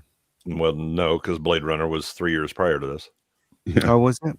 Or was another film? Wasn't Yeah. it? It wasn't Blade Runner. It's probably what's that one with Sylvester Stallone? Probably that one. Wasn't this movie that got Verhoeven the gig for Robo? Oh, it might have Yeah, been, well, yeah. I know, Verhoeven does RoboCop 2 years after this, and Yeah. it may have been because he needed to do, okay, the studio wants you to direct whatever, and so he did RoboCop. But again, RoboCop, he's trying to like make fun of the violence and excessiveness of the U.S. or whatever, and he ends up making something. The U.S. goes, "Yes, we love it. More, please." Okay. And he's I very remember confused. I remember getting the VHS for this from the local video shop, but I can't ever remember watching it. I mean, There you the plot. I remember nothing about the plot. I remember that it was there was a lot of sex and violence. Yeah, Rutger Hauer was a mercenary. They were going to do a coup, and then he gets fired, and he wants revenge on the guy that they were supposed to be working for. So he kidnaps his wife, and Any bumming? yeah, no, just lot. Actually, maybe lots of killing. Okay. I mean, if you're just looking for mindless violence, I mean, and sex, this is your movie. Okay. And if you're into Verhoeven, yeah. Yeah, if you like revenge tales, I mean, I think you'd find it very satisfying, but it's never going to make, any of my top 10 lists. Anybody else? I'm just having a look at some pictures online now. Jennifer Jason Leigh's in it. She looks quite nice. Yeah. Oh yeah, she looks really good in this. Yeah. Okay, let's move on then. Flesh and Blood. Here we go. Fletch. This is one of my favorite comedies.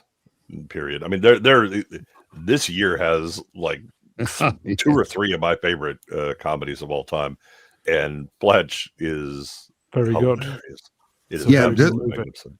This was the only time I ever found Chevy Chase funny until Community. So yeah, it was very surprising. We didn't expect to like this at all. It's like, look, defenseless babies. Yeah. All of his names. So really, what kind of a name is Poon? Comanche Indian.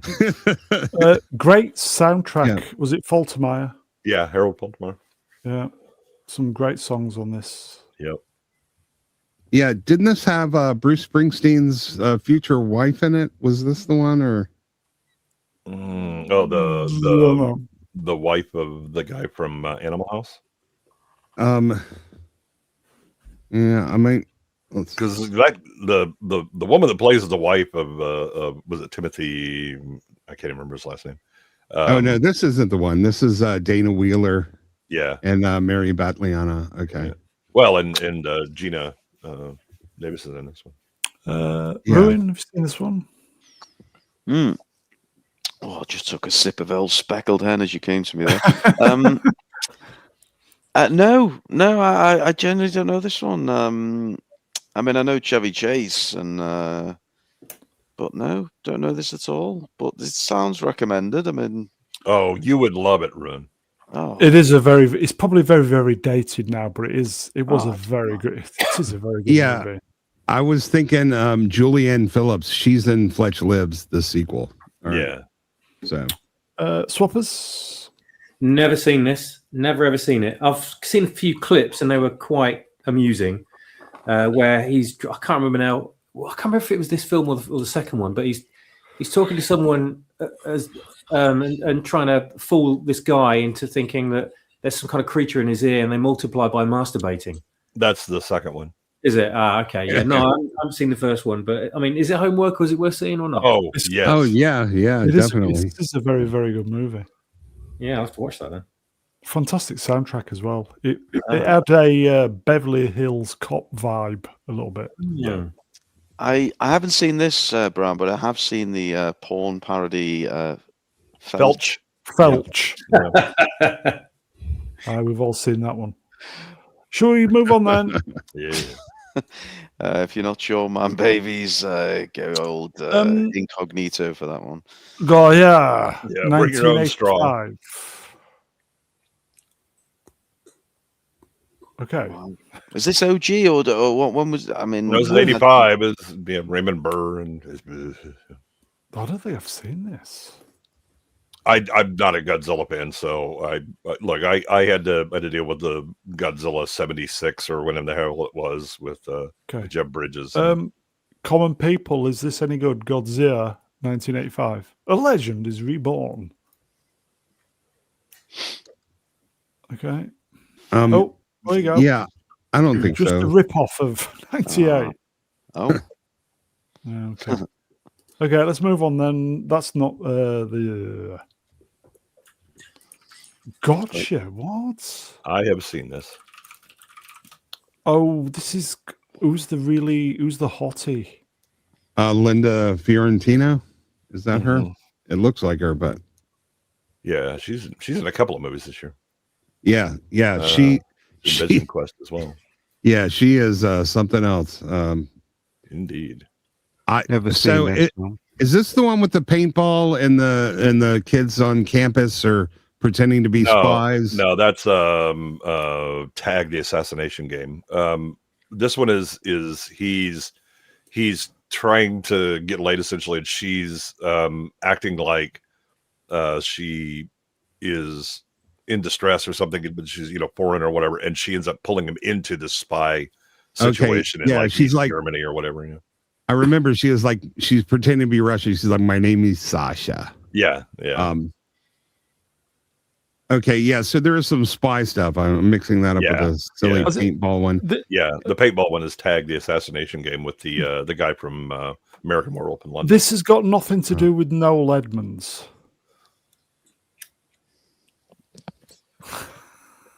Sorry, I killed it. Killed it. You've lost us with that. Fuck. Yeah. That's a great joke. Is it? I just killed the channel. Sorry.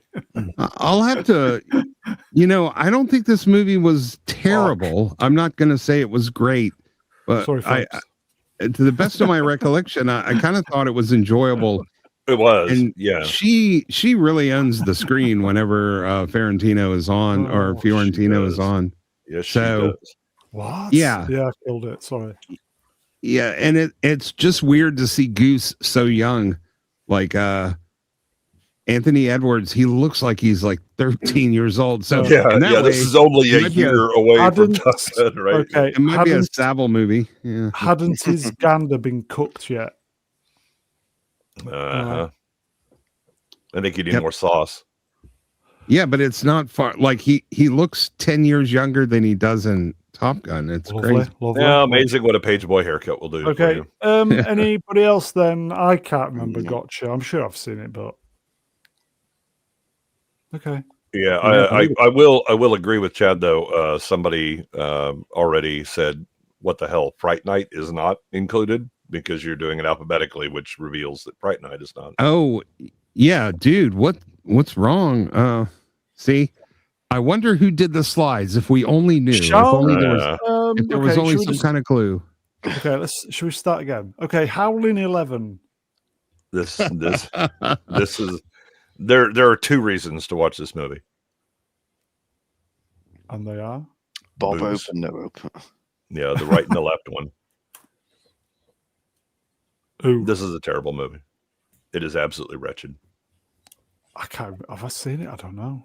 Anybody seen it? Obviously you have, but Well, it's got the Sybil Danning in it, and so bad it's good. Drew, God. yeah, they basically there's like Sybil Danning agreed to do like I think one nude shot and then a kind of sex scene. So the creators reused the scene multiple times, and then she must have pissed them off because they actually do during the credits keep showing that sex scene. What? Yeah, it is. Damn. Yeah, I never saw this, but now I think I might have to go take a look just for Anybody science. else then? Anybody else? Ian, you seen this? Howling 11? No. Obviously not then. Okay, let's move on then. Hey, into the night. I just want to point out somebody skipped Fright Night so we could get these. Yeah, this wasn't a bad movie. This was like Michelle Pfeiffer's first movie, and you knew like she was just painfully gorgeous in this. You knew it was going to be something else, but this isn't a bad movie. It's another sort of every man gets trapped in a situation, in a criminal situation he's ill-equipped to deal with. I remember really liking this movie. It was a bit So like she's like dating some mob guy, and Jeff Goldblum's just a regular Joe, and she ends up going to him for help. What am I thinking? La La Land. He can't sleep, Yeah. can he? He couldn't sleep that night, could he? Oh yeah, that's right. He has insomnia. Like, Insomnia, yeah. and yeah, isn't this what's his name? God, why am I boomering so? Isn't this a Landis film, right? Yeah. Yeah. I mean, it's yeah, it's definitely worth watching. But yeah, we really need Fright Night though. Sorry, Maybe he no just can got do. his F's mixed up with another letter. Sorry, no can do. Anybody else? Into the Night. I don't think I've heard of this one. No, I haven't heard of it either. There you go. Yeah, Jeff Goldblum, Michelle Pfeiffer, totally worth watching. John Landis. Chuck Norris, Invasion USA, Cannon. Cannon. Yeah, this is the Red Dawn we have at home. Yeah, yeah. How many canon movies do we have in this? Yeah, it's a very canon Christmas for us. Cannon over here. Anybody? My mum liked this film. She likes Chuck Norris. She loved it. I have Right. seen it. I wish to not see it again because it was very cheesy and it was especially because I had seen Red Dawn the previous year and I was like, no, this is not the same. So Yeah. similar story. Unlike some people, I've never been obsessed, overly impressed with Chuck Norris. So, I mean, I like Lone Wolf McQuaid and that's all right. and some of the stuff he Yeah, does, yeah, you know, but yeah. this one was just a ripoff. Well, the problem is that none of the Hollywood people were hiring him, and Cannon was his only stop. So, I mean, if there's one actor that didn't deserve what he got, was Chuck Norris, definitely. I think if he was treated right, he would have been as huge as Arnie and the rest of them. But yeah, I didn't hate him. It was just like, I wasn't going to go see it just because it was him. Ruin, you've seen Invasion USA? Oh, no. But I do know Chuck Norris. He's a hard man, isn't he? Still going strong as well, I believe. Yeah. Must be well in his 80s, is he now? Yeah, the gun on the right, or is it the right? It looks weird. Yeah. it's the perspective. Yeah. Yeah, it's a terrible perspective, isn't it? Yeah, you cannot fire a subgun holding it sideways like that. Well- He'll knock himself up. Well, in the it's head. Chuck Norris. It's Chuck Norris, isn't it? Yeah, So- yeah. From what I hear, he's actually a really decent dude, pleasant to work with, and Okay. kind of cool. Apparently. He did a great infomercial with Christy Brinkley in a bathing suit. Yes, I he remember did. that. Yeah. Yeah. And on that bombshell. 85, by the way. Jagged Oh, the Edge. Jagged Edge. Jagged Edge. What? You used to have this on Yeah. VHS. I remember this, and it was. And then I think I saw it like once or twice, and then kind of went out of my way to not see it again. I mean, it's not a Big bad twist. movie. It's just it just didn't really grab me. Yeah, big twist at the end. Yeah, Oh, Lemon Twist. yeah, lemon twist. like a It was lemon all right. cake. It was all right. I thought it was Anybody okay. else? I think I was too young to watch this. Mm. You might still be too Yeah. young to watch it. But did we miss the Big Chill for 1983, or am I just not remembering? Don't Well, know. I mean, it wouldn't surprise me. Don't Um, know. Yeah, because I was gonna say I just sort of have an irrational dislike of Glenn Close, and so that came from The Big Chill, which is a great movie. So when this came out, I just didn't have any interest in seeing it. But yeah, The Big Chill was one of the biggest movies of '83, and I think we didn't even hit the honorable mentions. Okay. I do think Manuel Grail has an excellent point, though. To be fair, the stream title is Movies from '85, not Best Movies from '85. Fair enough. Okay, that's an honourable then, isn't it? I was notable. Jesus Christ. King you know what, right? Solomon's Mines. This movie was so bad, it was enjoyable. All right. I just laughed all the way through Can- this movie because it was so bad. It was so enjoyable. Canon, Yeah, as well. okay. This is Yeah. the Indiana Jones you have in the treehouse at home. Yeah, Gavin, I hate to break it to you, but you are not going to be able to boost the stock price of Canon. They're out of business. Stop trying to They've boost gone. their They've product. gone. Yeah, Yeah. they are mort. Oh, Who did the music for this? The music was great in this film. Was it who was it? I can't remember, but it was someone famous. Jerry Goldsmith. Jerry Goldsmith. Yeah, music and it's Yeah. great.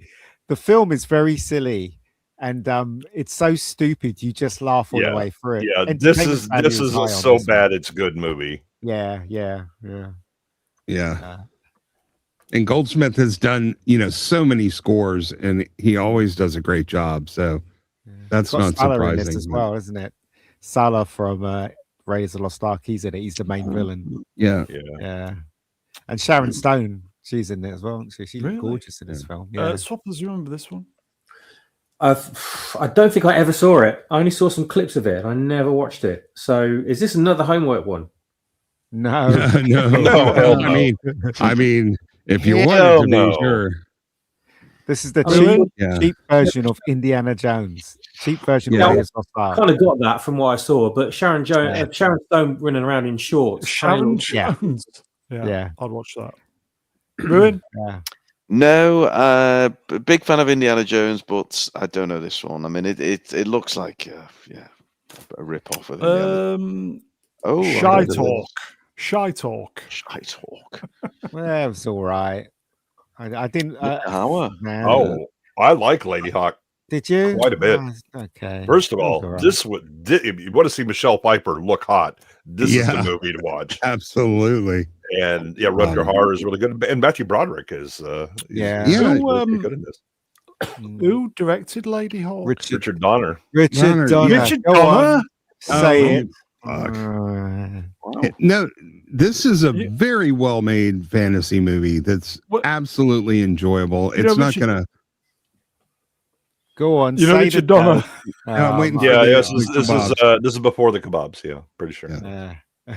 No, this The- is after he invented the kebab. No, this is he time traveled because Back to the Future was this year. So he yes. invented the kebab 1978. So this would be Right, well but he actually got in the DeLorean prior to that, and then made this movie, and then went back and then invented the kebab. So in his linear timeline, it's before. the kebab. Oh, yeah. I think Drew has a interesting. When did Elliot Page get in this movie? Oh yes. Thank you, Drew. Oh, yeah. Yeah, That this I would point, and for anybody that fangirls for Willow, get out, because Lady Hawk is much better. Yeah, Punch yeah. the face wrenched. Kebab, Lady Hawk. Yeah, the cinematography on this, the movie's gorgeous, man. Yeah. Okay. I mean, the plot might be a little bit. I found nothing wrong with it, and it's very, very well done. It's not the most exciting fantasy, but it's the good thing about this movie. It's got a very strong romantic thread through. It's a great date movie. Yes, it is. It was yes. wonderful. You want to get laid. Yeah, Lady you Hawk were will work. definitely. Oh. Yeah, if she went to Lady Hawk with you, you're gonna have a good night. Yeah. Okay, let me just give credit again to Melvin Deeply for the doner kebab joke. Is that it then? Lady Hawk. Anybody else? Never seen it, sadly. Yeah, I do know that given the letter that we're on, boy, have we missed some good movies. Well, we won't. But we wouldn't be able to get them all, would we? Well, It'd just be how about we leave off King Solomon's Mines and go with the good movies instead? Can you imagine what the catering would have been like on a Richard Donner production? Been fucking top notch. A lot of wooden Absolute- sticks left laying around. Absolute top notch catering. What? Leg end.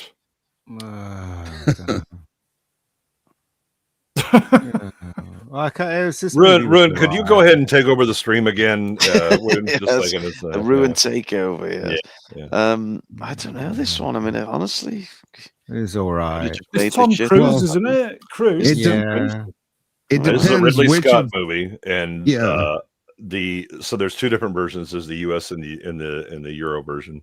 The Euro version has a worse soundtrack, and it doesn't quite line up nearly as well. I think this is like one. I mean, I love this movie, the American version. I think that there are pieces of each one that if you got it combined it together, it would be a better movie overall. Okay. But Tim Curry is fucking awesome as Darkness. Yeah, and Mia Sara is gorgeous in this. Smoking. Yeah. Unfortunately, in the European version, she sings. That's the thing that we wisely deleted from the American version. Yeah, I heard there was a fan edit that combined them and put the best moments from each in there. I'm not sure how they would do that, but the versions are fairly distinctively different. Yeah. I mean, it not only they not only show different things, but actually sort of changes the plot and the overall themes of the movie. Darkness is much more like in the Euro version. He's much more rapey. And oh, by the way, that's this was Ridley Scott and the writer, the two of them, making a fairy tale for Ridley's daughter, and Ridley had enough cocaine to go, you know what we need? Rape. Right. We need some more rape in here. Yeah. Grape. Mm-hmm. Grape. Yep. She loved grape soda. Anybody else then? Swappers? You know what? I don't think I've ever seen it. VHS when it was released, watched it a couple of times probably. I think this is one with Tim Curry, right? Yeah. He's great. We were extremely disappointed in the theater after seeing this because Tom Cruise, Ridley Scott, we were super excited for it. And the movie Cruise was just the worst part of this movie. Yeah. It was very disappointing. Had he had his teeth done at this point? No. Okay. He's just kind of walking around in his underwear half the movie, from what I remember. So, if you like that sort of thing, Ruin? No, not a chance on this. No, I'm starting to feel deflated. I thought I'd seen some movies in '85, but get in Life Force. There are two very good reasons to watch this movie. Yeah. I mean, this is like one of my fever dreams. What she made it very, very far in the contest on the basis of a simple, Well, we had to tell people to go Google and find those because Brown wasn't going to show up. Yeah, and it's a canon movie. Yeah, of course it is. The mark of quality. Yeah, I'm starting to feel like it. Yeah, it's funny the movie's when you actually watch this film that you could tell the first half they spent money on the first half. Well, not even the first half, the first 30 minutes. And then they ran out completely. And then let's drive around in the woods for a while, and then we have no idea how to end it, so we won't. We'll just keep. And it's going to be all in the same building. We're just going to keep running around the building, filming the same scenes. But Gavin, you maybe want to check with a few of us before you do the slides for next week. Oh my God! Everyone's a critic. Swappers, you like this film? Sorry, I was just cracking one off. Yeah. Found another Matilda May screenshot, didn't you? Yeah, this is, if you've not seen it, well worth seeing. I mean, it's very kind of low budget and looks a bit shaky by today's standards, but man, I tell you, you'll enjoy it. Accept it for what it is and you'll enjoy it. That's all I'll say. Yeah. Matilda May, though. It's nice to see a movie, a disaster movie in England for once rather than New York or... Oh, yeah. I mean, I recognize Tooting Station and all the other stations I recognize in this film. So it's nice. It's nice that you can see stuff like that. In this film. I will say, common people should check Life Force out. I think you'd enjoy it, mate. Oh, yes, he will. Yeah, I think common people homework just for you, my friend. Life Force. Shall we move on then? Little fact on this one though, Brown. Before you do, a little bit of trivia. The person strapped to the rockers or whatever it is, that's actually Rick Parfitt from The Quo. Yeah, he's doing the tuck, but yeah, if you twist your head round an angle, you'll see that's clearly Cremated in Space. Yes. Yeah, that's him. And on that. There is nothing like this poster in the movie, I might add. No. Completely misleading. Mad Max. This is half of a good movie. Oh, I didn't mind it. I thought it wasn't as good as the second one or the first one, but it was enjoyable all the same, I thought.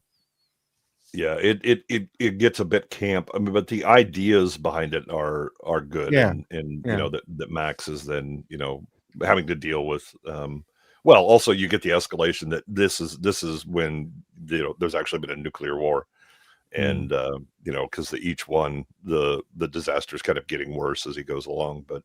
But this one, where he's becoming, a father figure that's again saving people in the desert. But the Tina Turner, kind of cartoonish Bartertown stuff is a bit I thought she was the best thing about it, to tell you the truth. I thought she was really good, and I love the costume that she wears. I think it was really good. Yeah, it was very practical for being out in the fucking desert. Exactly. Just have chainmail so directly on your skin. Yep. But that's why it's so good. There was two halves, right? The first half is the Thunderdome thing, and the second half is him saving the kids. You know what I mean? Yeah, So yeah. Well, first half is him dealing with the kids. The second half is Thunderdome. You remember the part where break the deal, spin the wheel, break the deals, and he goes in and he spins it, and it's like chuk, chuk, chuk, chuk, chuk. In my theater, somebody yelled out right when the wheel spinning is like, "I'd like to buy a vowel," and the whole theater burst out laughing. That was the best part of this movie. I was always more big money, no whammies when they're spinning it. Normie the Navi numbers, Angry Anderson. Yeah, he is in it. Does he sing in it? Oh no, but he does give you the finger. Okay, Angry Anderson. Is it suddenly? Suddenly you're seeing me. What just the a way I tune! am. What a Suddenly tune! you're hearing me, and I'm running just as fast as I can to you. Come on, Brown. Suddenly, every part of me. Whoa, every part. You're going to summon Robot Head, if you keep that up. I like the tagline: two men enter, two men bum. Yeah, that was. We just did. Also, did everybody think the ending was a know. bit weird? After everything that Max did, she just left him alive. And she catches up with him. She could have killed him. Ain't we a pair, Raggedy Man? And she's like, what? And on that bombshell. I remember this. This film. is very good movie. Mask, and this isn't the kind of military hardware type mask. No, this is this is the first time I remember Sam Elliott in a movie, and immediately was like, okay, first of all, he has a mustache that is not messing around, and he's got a voice that absolutely is serious, and he's wearing a T-shirt that says "Free Mustache Rides." Oh, Jay just likes his voice because it's like looking in the mirror for him. Yeah, something like that. Yes. Beef, it's what's for dinner. So just to hark back to the Future, I was watching a documentary about some of the trivia around it, and apparently they decided on Eric Stoltz based on his performance in this movie, which I find Yeah, they're like, okay, so we put a lot of appliances on his face. He's going to be great for Back to the Future. I mean, he does great in this movie. I can't see where the parallel is at all. Yeah, what's the comedy? Yeah, it was like, oh, it's going to be great. No. Here we go. It's hot news. Here you go. Sorry, chat moved up. Side effect legend wrenched. Bella Ramsey modeled her look on this film. Yeah, well, her parents may have watched this one too many times. Oh, I'm very excited to hear. What, Ruin? Are you boarding a flight or? No, it's not me. It's, is it Swappers again? He's in the public toilet. Someone's CB radio or something. Oh, okay. Oh, yeah. Yeah, I'm just listen. watching the sex scene of from Flesh and Blood. It's quite good. Okay.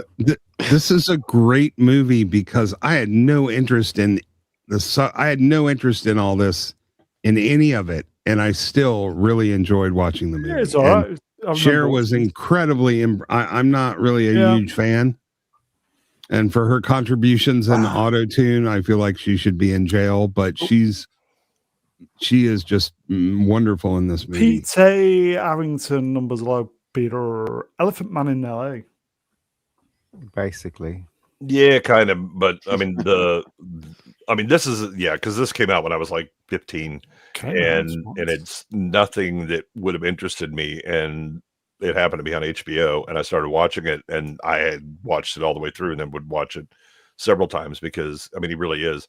Stoltz is excellent in this, and it's a really good story. But sad. You're not going to get a happy ending out of this one. but it's Okay. a very good movie. No, for fuck's sake. Chuck was busy this year. Well, there's another one that he had this year as well. And it was a cop one. Which was I can't even remember. I know that there's a shit ton of them. Missing in Action 2 at the beginning. You got Yes. shit on your shoes, you shitty shoe. Guess what, guys? My mum What? loved this movie. Is it because of Guess Chuck what, Norris? guys? Yeah, It's worth a watch. did she make you see it in the cinema 6 times? No, We're starting to no. get a really good view of the Let me Diaz let me tell you what household. happened. Well, let me tell you what happened. Right, so the what you call it? Something happened with her TV upstairs. Okay, so she had to come downstairs, and she couldn't watch her shows. Right, so I said, "Do you want to see a movie?" And she said, "Yeah." And she goes, "Have you got any Chuck Norris movies?" And I said, "Yeah, there's loads on Amazon." So I played at one, and she loved it so much she wanted to see a second one and a third one. So she went through all of Chuck Norris films, mostly, I think 4 in one day. So there you go. And she saw this one. So Yeah. So when you're lounging around at night, your mom's asleep, and you know she's having sex dreams of Chuck Norris. Does that disturb you at all in any way? No, she just loves. Look, it's a comfortable glove, isn't it? When you watch films like this, for her anyway. She watches like The Saint, the black and white Roger Moore, The Saint. Well, she loves that. yeah, stuff, I do that. So, My mother, God rest her soul, loved Chuck as well. yeah, Chuck Norris. My mum loves Chuck Norris. She loves Steven Seagal. She likes Jason Statham. I took her to see that last Jason Statham film in the cinema. She loved it. She loves action films. She just loves them, So. Did she like Rebecca Gold too? She actually did, because she came to the screening. So very good. She got a bit confused over certain things, but she liked it all the same. But she's got to like it because her son made it. So, so there you go. So is this our 17th canon film of the Yes, stream? and sadly for Gavin's retirement fund, the Canon stock's still not moving on the market. Yeah. Gavin, they went bust years ago, mate. Okay, anything to add then? With Brian May did the music for this. Oh yeah. Oh right. Okay. Which is no reason to see this movie at all. I love this film. Clint This is one of my. This is one of in my opinion. This is one of the best westerns made, in my opinion. It's just my opinion, of course. I love this film. I think this film is really good. From the performance, this is a remake of another Clint Eastwood movie called High Plains Drifter, which I like better, but I do love this movie. Homework, everybody. Yeah, I think I've always viewed like this as a sequel to High Plains Drifter in the same way that I view Unforgiven as a sequel to The Outlaw Josie Wales. Do you know the reason why I like this film is because it doesn't doesn't give you definitive answers in this. Nope. We know he's a preacher, but what happened? He's got holes in the back of his back for being shot multiple times. Then he goes into that place to get his guns. You remember that scene where he goes to the place and gets his gun, and then the guy recognizes him and ending, but there's no answers to who he really is. Yeah. That's what I love about it. It's even with the bad guys that show up at the end, where they're just like, you can't be you. Yeah. It's the same with High Plains Drifter, except there's this undertone of supernatural or magical realism in High Plains, and there's a bleakness in High Plains Drifter that you don't have here. So I think Pale Rider is the story more accessible to more people. But man, I think High Plains Drifter is a masterpiece. Wow. Yeah, I do. I think it's my favorite Clint Eastwood movie of all of them. And the climax is so cool. He's so cool in this film. That little girl comes on when he puts you to the side. When he kicks Jaws's ass and then helps him, helps him onto his horse and everything after hitting him in the nuts with a axe handle. Yeah, see, High Plains Drifter has the midget, and this one has Jaws. So they basically, I guess it is a sequel. Yeah, he in grew up. In this film, he doesn't take any sides. He tells those people, look, if you decide to take the thing that's being offered by the bad guy, then don't feel bad about it. Just take it and go along your way. But if you don't, fight for what you believe in. You know what I mean? So he's not on anyone's side. But when they stepped over the line, that's when he had to become who he had to become to save the day, didn't he? So I just like it for that, really, and I think he's great in it personally, Clint Eastwood. So Yeah, and Oh, I'm not the biggest Western fan. My old dad is a big Western fan, but I'm not such a Western fan. But I think this one and The Outlaw Josie Wales, my dad always goes on about. Yeah. Yeah, I Ian. love Josie Good movies. Wales. Another He's good the one. best. Yeah, I do keep meaning, because I do like Clint Eastwood. I do keep meaning to maybe give some of his top tier westerns a go. So maybe one day. Ista? it's a good movie. I was going to say also the cinematography in this film is Yeah. really gorgeous. This is a much more beautiful film than High Plains Drifter. Yeah. And it is. it's still in my top list of Eastwood movies. And, I never thought of viewing it as a sequel. That's an interesting way to approach it. But yeah, man, this is a fantastic movie. There's nothing in here really not to like. So, Swappers, anything to add, mate? I haven't. I was too young to appreciate most westerns, to be honest, especially most Clint Eastwood westerns. So obviously, it's something I have to go back and watch. Another one to add to the list. Yeah. Yeah, it's a great movie. Okay. Mm. Okay, It's a lot deeper than you think when you watch that movie. But Yeah. anyway, Yeah. I will say what? this, the moment he puts the guns on and comes back and they see him, it's one of the most triumphant moments in cinema, man. It's a very powerful scene. Like he walks out a preacher and he comes back a gunslinger. Yeah. And Okay. it's what a scene. What a scene. Anything to add for this one? Oh, I love Pee-wee's Big Adventure. it was all right. I mean, we don't really know Pee-wee as much as the Americans. So so when I saw it, it was just I didn't even know who he was. It was just like this goofy guy wanting his bike back. Okay. That's basically what Go on, Yes, Jay. that's how all Americans got introduced to this, except for a few of us that had seen the stage stuff that he had done prior to this. But this is the first movie that he's in, and he didn't have a TV show or anything like that. he didn't? No, Oh, sorry. no, he was part of the Groundlings prior to that, and so he did the Pee Wee Herman show was a stage thing that they did, and it was on HBO back in like '83 or something. Side of Feet's legend Wrench, not for much longer. Much like Brune's tutor, wanked in a cinema. Yep. Yeah, the Groundlings were an LA improv comedy group, by the way, where a lot of people get their start. And whatever. Bill Hardman is in the original Pee Wee, the stage production.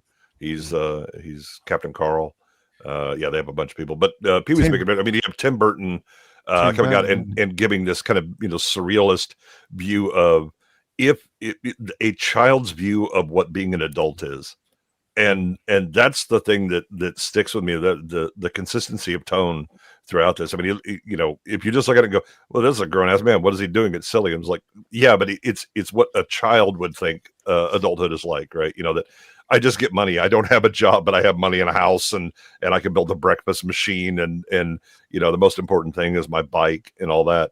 And then what's the worst thing that can happen? His bike gets stolen, and he goes on this big adventure, and it's all very childlike in its view, but also there's some great double entendres in there.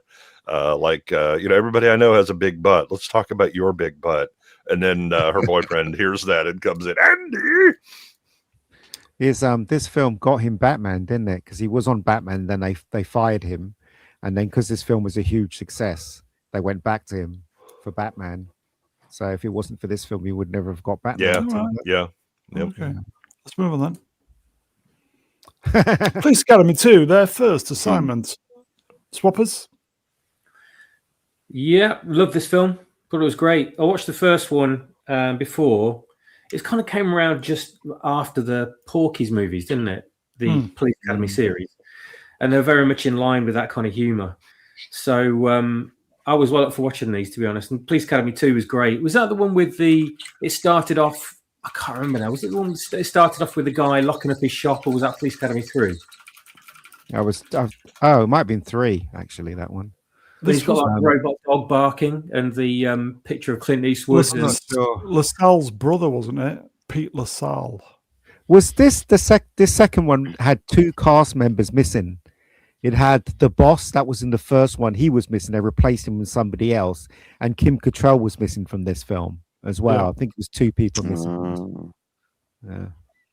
The humor was pretty good, but it just didn't. It just wasn't quite as fine tuned as first number one. I remember. Yeah. It was all right though. It was Yes. good for. It's a lot of the same humor, but it's good for a laugh. And I don't believe at this point the movies were stale yet. So Yeah, agreed. but there was nothing groundbreaking about this one. They didn't break really any new territory. Ruin. I think I might have seen it. I can barely remember it. I mean, the first one stands out to me, but yeah, I can't remember. It's not anything bad. about it. It's not bad. Okay, but they did go on to make like 5, 50 or 6, 60 a of them, million. yeah. Prizzi's Honor. Honor. I never seen this film. Really? No, I've never seen it. I think you would like it. Ian. Oh, really? Yeah. Oh, cool. Yeah, It's a John yeah. Huston movie. Yeah, and And Check it out. yeah, I mean, it's got all the elements in there. It's a mob movie, pretty dark comedy. Thought it was quite enjoyable. I wouldn't put it up on the level of some other movies, but it's a very well made, well directed film. mhm. And it's got like Robert Loggia yeah, and Angelica Houston and a very very gorgeous looking Kathleen Turner. So She was lovely. Anybody else? yeah, my take is that Nicholson is like the weakest part of this movie. yeah. He's kind of doing his generic Jack stuff that he started. I- doing. Yeah. I have seen this on the VHS. Can't remember a lot about it though. I remember it as being. They're entertaining. so they're both mob hitmen, and they eventually get a contract with it, and they're lovers. They essentially live together, whatever, and they get contracts on each other from the mob. Yeah, this is Well, that's quite basically Mr. and Mrs. Smith before Mhm. Mr. and Mrs. Smith. Oh, that's quite good then. Okay. Is it Yeah, it's homework? not a bad movie. Homework? Yeah, I would definitely check it out. There you go. Dutch Gradient, eventual spot. Nicholson is the weakest part of all his movies. It's a controversial statement, that isn't it?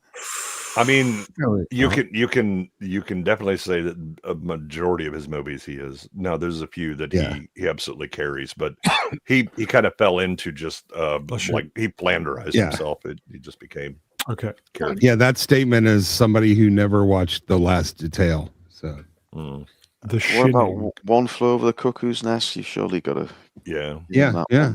I mean, I think the last thing that I saw him in that I really noticed him for, yeah, he's been doing a bit of Nicholson, but he's also doing some real acting is As Good as It Gets. Yeah. As Good as It Gets is really good. Yeah. He's Yeah. really good in that. I think of He's a terrific. woman and I take away reason and Yeah. accountability. Yeah. How do you write women so well? It's easy. Tom Wrench. Tom Houston won an Oscar for this. Yeah. Oh, Damn, there you go. He's a really good director. He's one of the originals. So. Yeah. That's why I was like, I think you would really like to see Oh, this. okay. Yeah. I'll check it out. Yeah. I'll definitely check it out. Yeah, I think he clarification would, from Dutch there, by the way, folks. Yeah. If yeah, the way anything it's went, directed. if anything went wrong on his films, did anybody go to him? Houston, we've got a problem. Mhm. Okay, that's good. And on that bombshell, should we do the next one? It's a Yeah. decent joke from Brown, isn't it? Especially. Yeah, yeah. That's Oh yes, Yes. Rambo. Get him oiled up. This was James Cameron's screenplay, wasn't it? Really? James Cameron turned it into a comic book thing because they wanted it more like the first one, but he kind of rewrote the screenplay and made him a Superman, basically. So there you go. Yeah, this is a cartoon, and it's such a downgrade from First Blood. It's a fun cartoon, though. It's fun. Somehow I the thought. Nam returns. Yeah, but it's- you I mean, don't know, it's man. You wasn't Commando. there. Yeah, it is a bit. Yeah, I like. There's some really nice scenes. I like the bit where he's getting tortured and he's talking to the guy and he holds the mic and he goes, I'm coming "I'm to coming get to you. get you." Yeah, I thought it was great. Absolutely fantastic stuff. Gave the audience what they want. I think I went to the main cinema thing. to watch this, and it was a treat Yeah. to watch Rambo. Yeah, it was I a lot of loved fun. It was a lot of I fun. loved it. Yeah. Yeah, and we get to see Catherine Sakai in here, who became David Soul's wife and was Sinclair's girlfriend on Babylon 5. That was it. Murdoch, I'm coming to get you. Murdoch, I'm coming to get Is it you. Charles Napier was sweating his bollocks off? Yeah. He was. Yeah. It was so funny. Swappers. I remember this image being absolutely everywhere all Yeah, so year. do I. Yeah. I knew nothing about the movie. I just saw this in the paper every single day. If it wasn't at the cinema outside the theater, it was on VHS and the posters in the. It was just absolutely everywhere, and it got so saturated to such a point that it spawned a cartoon, didn't it? And then came the toy series, the toy line off this as well, which kind of says it all, really. But it And was the Saturday morning cartoon. This is not a kids movie, man. But yeah, it's. I mean, it is. It's just bloodier, but it's Plenty of it's kids were basically a watching Saturday it. morning cartoon. Yeah, plenty of kids watched it. That's for sure. Yeah. I mean, I absolutely loved First Blood, and I must have been about 9. I can't remember how old I was now. Was it 1985? So no, it was about 8, 9, 10, something like that when First Blood came out. First Blood is 82. Yeah. So I was really excited for this, and then when I actually eventually came to watch it, I was kind of let down. It felt very two-dimensional, and it was just basically him shooting off a lot of guns. That was all I remember from this film, and I think Weird Al Yankovic did a great spoof of it. Yeah. This became a film genre in itself, a Rambo movie. It's a Rambo movie. Like, I do really think this was really enjoyable, and one of the reasons why it was so enjoyable is because just like Rocky 3, it gave the audience what the audience wanted to see Rambo kill those people, and it just gave them it. Totally. I think that the term is guilty pleasure. Yeah, which is how I felt about the first Top Gun. I mean, the difference is Rocky 3 still has some real character themes. This is a cartoon, and it's basically okay. We believe that we left people back or whatever. So this is one man, robot cartoon is going to go and save them, and it's silly. But the thing is, though, we can say that now after all. I was saying it then too because I'd seen First Blood first. But then you were more advanced than us. But when I went to see it, I just thought it was enjoyable nonsense. That's what I thought, and I loved every moment of it. So had you seen First Blood prior to seeing First Blood? I did. I saw it. I saw it. Yeah, and you didn't notice that what the hell happened to this guy? No, we're not. No, what I'm saying is that was the vibe at the time.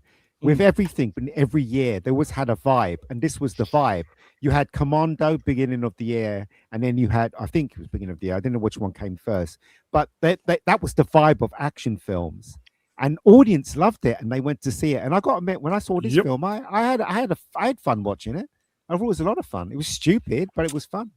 Ruin? Yeah, I would equate this more to Rocky 4 than Rocky 3. Yes. Okay. Ruin, what came first, the Rambo or the Commando? You know what?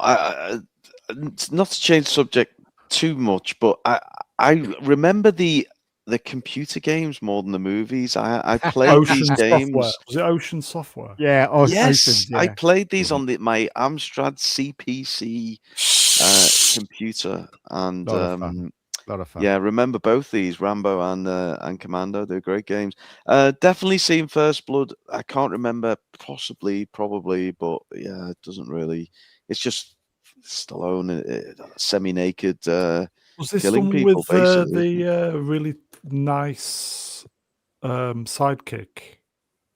Yeah, the Asian woman that falls in love with him in 3 minutes. Yeah, that's Julia Nixon, soon to be Julia Nixon's Soul, David Soul's wife. Oh yeah, She was Catherine Sakai on Babylon 5. Yeah. Yes. Do you remember that bit with the bow and arrow where he was chasing that guy? Yes, where he blows up the prison camp.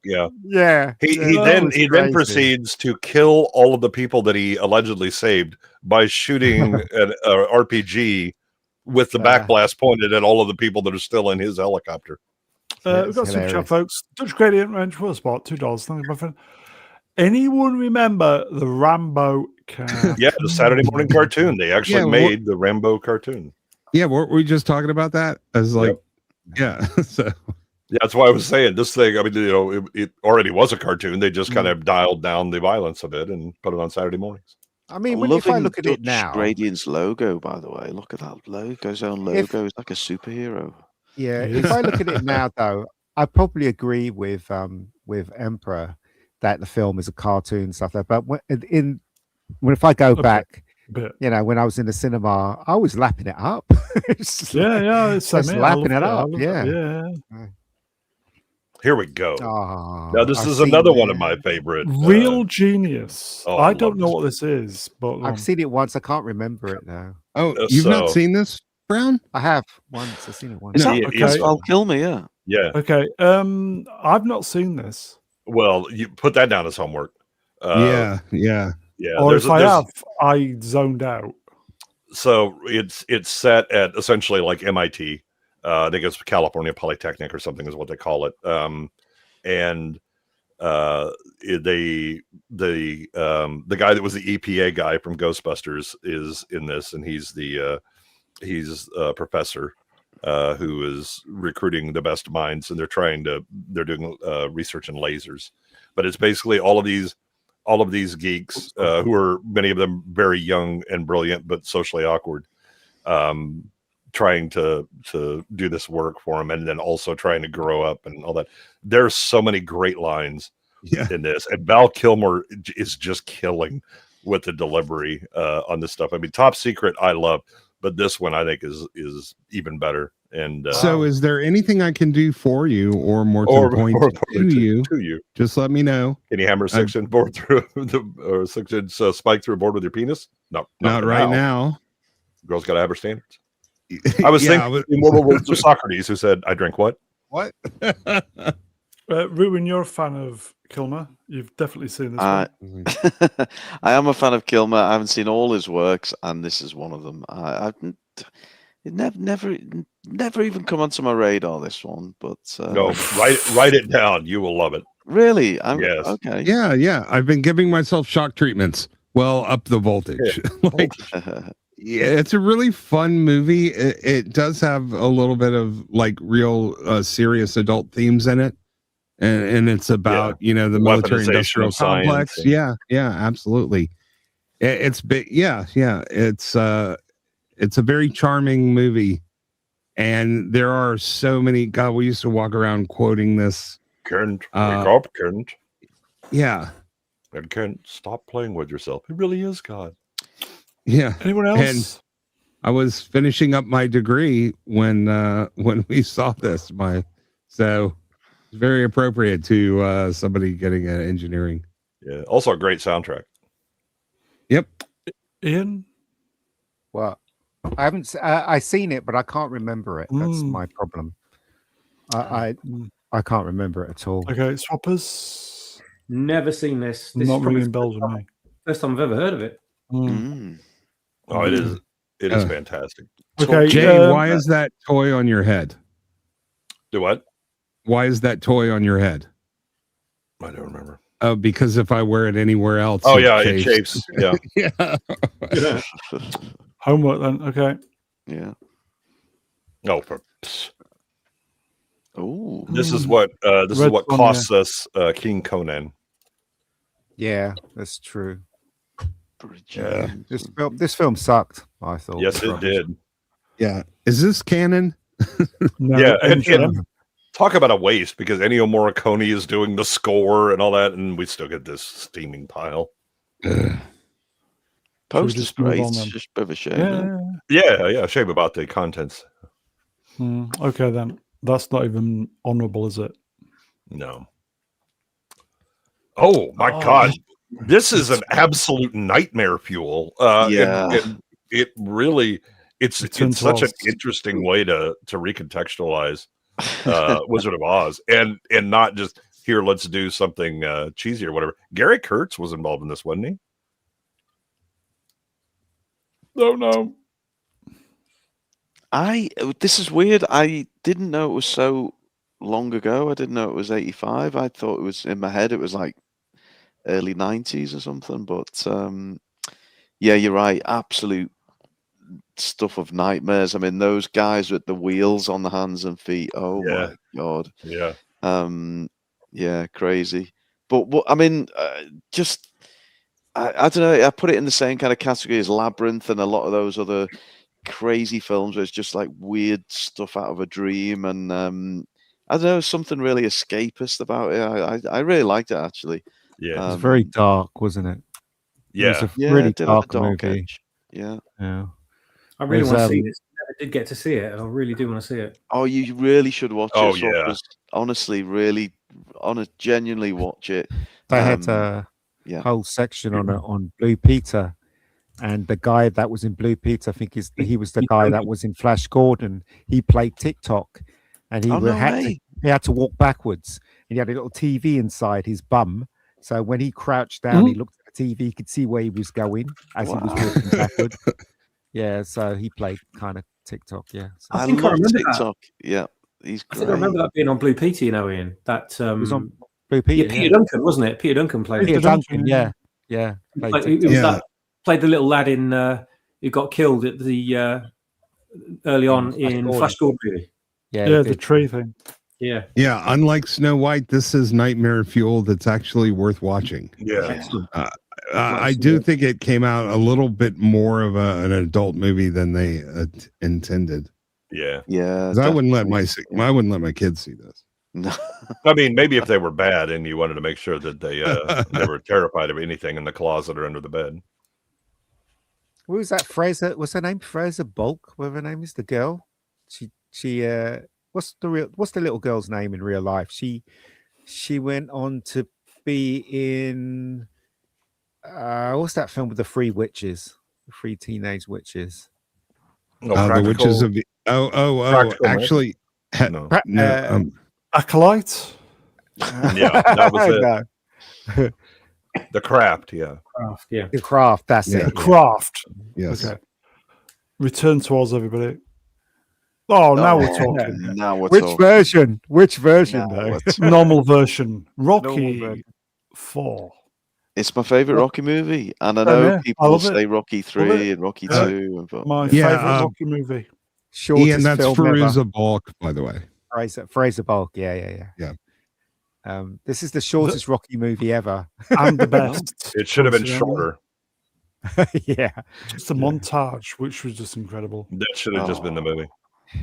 It's the only Rocky movie that never had the theme. That's why it's so good. That was shit.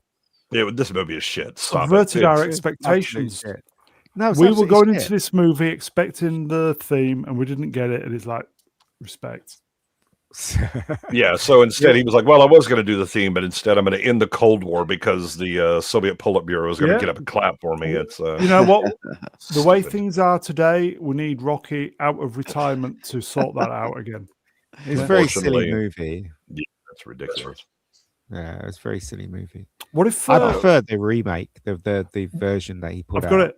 And this one. Rocky Yeah, fights bye-bye. in Ukraine one last time at Christmas. That'll sort it all out. We'll just send in Rambo instead.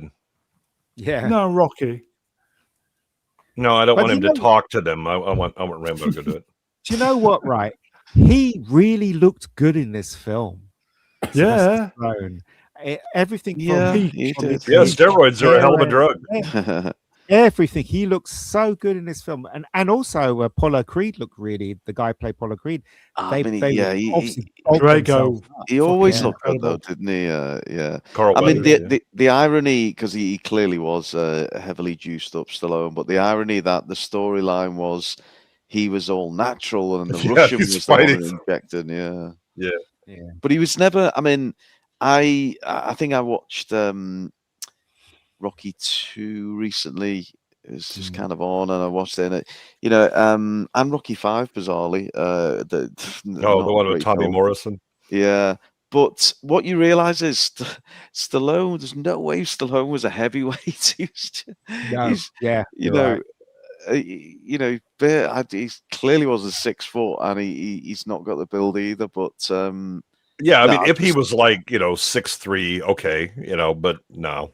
or Just absolutely on the- tanked, like Mike Yeah. Tyson, but Yeah. jacked, Just, but yeah. just on an off road on this, I know Tommy Morrison's wife, and Oh. a documentary's coming out on Tommy Morrison this year. So just thought I'd mention that. Oh, fair enough. Yeah. So there you go, yeah. I mean, Swappers, go on. he's an interesting character because he genuinely did go on to fight in real life, didn't he? And had a reasonably successful. Yeah. career. Well, that's why Yeah, he was he in did. Rocky 5. But Yeah, he was already fighting at the time. yeah, Yes, and he then was. then had to quit because of AIDS. Here you go, Peter Harrington, numbers. Big Everton supporter. He is Stallone. Yeah, he was close friend of Bill Kenwright, R.I.P. the old Everton chairman, and he came on the pitch wearing an Everton scarf. And It came on the he what? came all over the Guys, pitch. All Do you over think? the pitch. Do you think this movie did well in Russia, or did they play it in Russia? Well, not at the time. No, the Politburo would have been like, "Nah, we ain't plotting Nah, this." fuck But that. Got a super chat. Dutch Gradient Ranch World Spot, $5. Thank you, my friend. Let's all recognize the first Rocky for giving us Steadicam. Invented for Rocky and visible in some wide shots of the ring during the fight.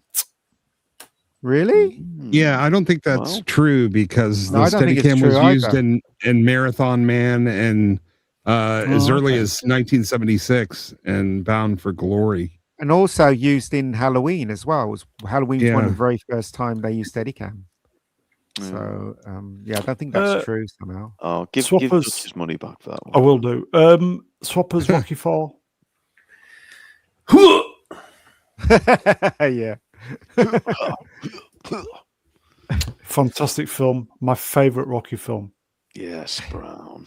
Living in America. oh, Yeah, shut up! that Oh song. god, I feel even good. even the James Brown song in this sucked. No relation, by the way. It's the only Rocky film I've seen.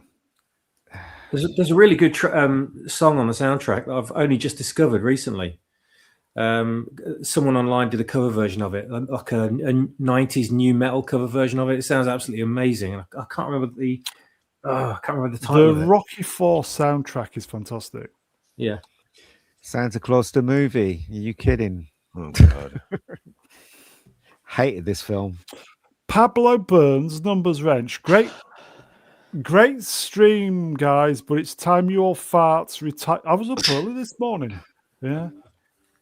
Anyway. Yeah, I've got to drive to London tomorrow, Brown. So Oh, maybe you're we could, joking. no, maybe we could hurry this thing along. But Yeah, look, I Santa did Claus watch the this movie. movie at Christmas. Is it the one? Is this the Dudley Moore one? Yeah. Yeah, this is the one, isn't it? Yeah. The poster's not really helped me out here. Okay. We'll yeah. blast through these. Yeah, it's got a soft spot for me just because I remember it from when I was a kid. But yeah, I'm Okay. not. Have you really got to drive to London tomorrow? Fucking hell. Yeah, I'm going to ABBA Voyage, the ABBA Oh, hologram show. Oh hell no. Yeah. Gavin, you skipped Silverado. Really? Yeah, Jesus Christ, Well, man. Gavin's taking some shit tonight. I mean, it's because Poor Gavin. It's not undeserved. Yes, he's earning his ass whooping. Spies Like Us. Vanessa Angel, wasn't it? Target. Isn't that a supermarket? Never saw it. That's Target. Ruin.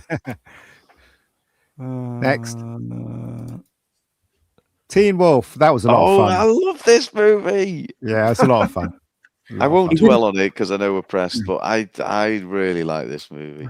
Yeah, it was. I thought it He was a didn't lot of really fun. look much like a wolf, though. It was more sort of like an extra No. feature. Yeah, Planet of the Apes. Yeah, but yeah. It kind of looked like me once puberty hit, and they just showed up everywhere. Yeah. I like the bit where he was changing for the first time and his dad was knocking on the door, and when he opens the door, his dad's a werewolf as Yeah. well. That was hilarious. Yeah, brilliant. When you go to this ABBA thing tomorrow, will you be taking notes of the performance? Yeah, I guess it is a work trip as such, isn't it? Yeah. Yeah. It'd be interesting to see what you think of it, because whether you can tell it's you know they're not there, but do they look real on stage? That would be interesting to find It's out. my second time. I've already been. Oh, really? before. What? Yeah. It's the good lady's birthday tomorrow. I'm taking her for a birthday. But last time she bloody had pneumonia. We didn't know at the time, but she really wasn't well. Oh, yeah, I remember that. Yeah, So, but so do they look no, real? in answer to your question, it does. The technology is unbelievable. It's not flat like a hologram. On Oh, stage, the figures look rounded and real. It's honestly superb. wow. Yeah. I'm Wow. not bombshell. Do they include Frida's solo work? No, no, they don't deep dive. No. Unfortunately. Breakfast Club. You know, a lot of people love this film, but I just thought it was just blah. Average. Yeah, I didn't Mm. really. It was all right. It's like, nah. I don't know. I don't know what people saw in this film at all. Style over substance, maybe. No, I think you had to I- be a teenager you had to be a high Yeah. school kid, and if well, you I were, was. they loved this movie. Hmm. It was It's just a American. We're little out of British, my so demo. you know. Well, I think You I know, think there's a couple of things. One is so we don't really have class in the way that you guys have. So No. the delineations are going to be more about like interests or genres. So you have the prep and the jock and all that. How old were they meant to be in this film? All High of them. school. 40, High school. 42. Yeah, Oh, what- yeah, 15, what time? 16, 17. Yeah, so Yeah, it'd be No, like 16, none of them 17. look. None of them look 15, 16, apart from one kid. Yeah, Anthony They all Michael look like they're in Hall their 20s or 30s. No, I look. I don't know what kind of child you look like at 17, but I absolutely looked like these kids when I There was you go, 17. folks. Dutch gradient match will spot $5. Thank you, my friend. Apologies. Sorry, all. I was wrong. I believe a documentary on Rocky. Oh, In England, 17-year-olds don't look like that. Must be something in the water that the Americans The drink. British, Dude. was it the British teeth, English teeth? Yeah, I know Yeah. 13-year-olds that look like this, dude. Yeah, Like, yeah. absolutely. now. Okay, I wouldn't admit it. Let's move on. apology accepted, Here we Captain. go. The what? Yeah. The Bride. Yeah. This is Clancy Brown does the best Frankenstein's monster that you're going Yeah, to see he was in any modern great. cinema. This is a great movie. Jennifer Beals is the best thing about it, in my Oh, opinion. Clancy Fancy Brown's her the best so thing about much. it, but she's the best looking thing about it. Okay, Absolutely. I don't think I've seen this one. Yeah, it's a super Sting- creepy movie, man. It's very well done. Good night, Sting Todd. was passable. Sting was passable in this. Just Here you about. go. George Russell Rex, The Sting, amazing film, wrenched, by the way. Yeah, this is Okay. a fantastic movie. Yeah, the whole arc with Clancy Brown as the monster, that's the part that really draws Okay. me to this movie. time and Possible again. homework. Yeah. Okay. Day of the Day Dead. of the Dead. How, I don't how think does I've a seen D it. end up at the end? I don't know. Probably because it didn't come in correctly. I don't know. No. Anyway. Oh, it's Most- the Day of the Dead. Oh, okay, yeah. He just put in The. Everyone's a critic. yeah, the implied D. Have they, I don't have think they I've seen remade this The one. Bride? Is there a new version of The Bride coming out? So Yeah, it's called The Groom. Maggie Gyllenhaal is coming out with The Bride. I don't know if it's. Very I nice. think it's supposed to be modernized, and it's going to be very shit. Oh, okay. Okay. Anybody swappers? Yeah, Oh, I loved absolutely loved it. Amazing. And the one that came before it as well, which was Dawn of the Dead. Mhm. Yeah. Both great. They're easy to criticize because they're very low budget. But man, I tell you, the special effects are just incredible in these movies, and you get a really genuinely nasty, ominous feeling of creeping dread throughout the entire movie. And there's some great shock moments in there as well. But when people get bitten and stuff, you really do feel it. And after about like half an hour of watching the movie, you're kind of absorbed by this world, and you just think that there genuinely are real zombies in the movie. It's that well done. I absolutely genuinely love it. This film always will. Those two movies are just so great. Brown, highlight ejector curtains comment. It's Yeah. hilarious. Yeah, I saw that. I was laughing. Yeah. So, hey, it's not over until the fat lady sings. Yeah. Where? It's up about 10 or 12 from the bottom. I'm going blind. Somebody help me. Ruin. It's 6:37 p.m., but unfortunately, there's several in there. Who's It's coming? 11 up from the bottom. Yes. It's not that one, is it? No. Yeah. Level Oh, Up. yeah, that's it. That's it. Oh, is it? Yeah, so the Fright Night and, And the the Silverado will be on will here. be Yeah. on here. Yeah. Yeah. The implied Z is showing up now. Everyone's a critic. Yeah. Oh, What God. the fuck's Yeah. this? Oh, Emerald Forest. Yeah. So it's basically guy is out in jungle and his son disappears, and then they hear like rumors about him existing, and so they Okay, send that somebody sounds to go find him. amazing. Yeah. Explorers. It was Oh, okay. what? This is a great film. Don't dare No, gloss over no. this one, Brown. This is a Is that classic. Elliot's push bike? No, It's a young Ethan Hawke. Yeah, had, Joe Dante movie. Yeah, is Yeah, this it had the same Explorers? effect. Oh, Yeah, Yeah, same no. effect that they Implied. used The- in Twilight Zone, wasn't it? The same effects that It's they used. So have I got it the wrong? It's everyone's a critic. oh. Everyone's a critic. Yeah, it's got River Phoenix and Ethan Hawke, and Oh, it is. Yeah, it is Yeah. that one. Yeah. Yeah, great movie. it's Yeah. a big flop, though. yeah, huge it bombed. Yeah. It's a shame, really. Yeah, Yeah. I mean, it gets a bit goofy and it leaned more into comedy than anything, but yeah, I enjoyed it. Yeah, I think they spent quite a bit of money on this because I mean it was ILM doing the effects, and I think Rob Bottin did the makeup and stuff, and What? it was and Joe Dante directing. You know, he's just coming off of Gremlins, and Yeah, Joe Dante really good. Yeah, I think it's the Joe Dante director. oh yeah, it could be the Joe Dante. Sorry, it was a great the concept, ending. I thought. Yeah. The actual concept of how they managed to get into space was, it was quite You interesting. people ranked the great pop group. Yes. Yeah. Yeah, I really did enjoy this movie until they actually met the ETs at the end. Oh, yeah. At that point, it was amazing. Yeah, it almost felt tense till that point, didn't it? And then it all just got a bit Then it's just bumpy. like, oh look, it's another set of kids. Joe the Dante. Joe the Dante. Should we do the next one? Yeah. Yeah, I bet it's going to be Fright Night. Oh, No, Oh, the one The with an Goonies. actual Z in the name. Oh, it's because with the teas. Oh Christ, Hot with the take. teas, this could go on for hours. hot take. I did The not like it. Goonies. Nor did I. All my friends Oh, loved Wrong this, with you. and I saw it, and I was just like, "This is There just you rubbish." go. Get out. There you go. Didn't like it. I This loved is it. I absolutely loved it. yeah. This absolutely is. I mean, for Donner directed it, but this has Spielberg Donna? all over it. Donna? Because it very much. Yeah, I'm sure they have kebabs in it. Catering would have been amazing. Yeah, but this very much has the Spielberg tone to it. Because I think he did the story, right? Shy. And then Chris Columbus, who later goes on to do some pretty damn good movies himself. I mean, there's a lot of talent in this. Yeah, it's definitely of its time, though. I don't think it held up as well as some of the other movies from the 80s. We tried to rewatch this a few years ago, and it didn't really hold up. Swapper's gone. What do you reckon?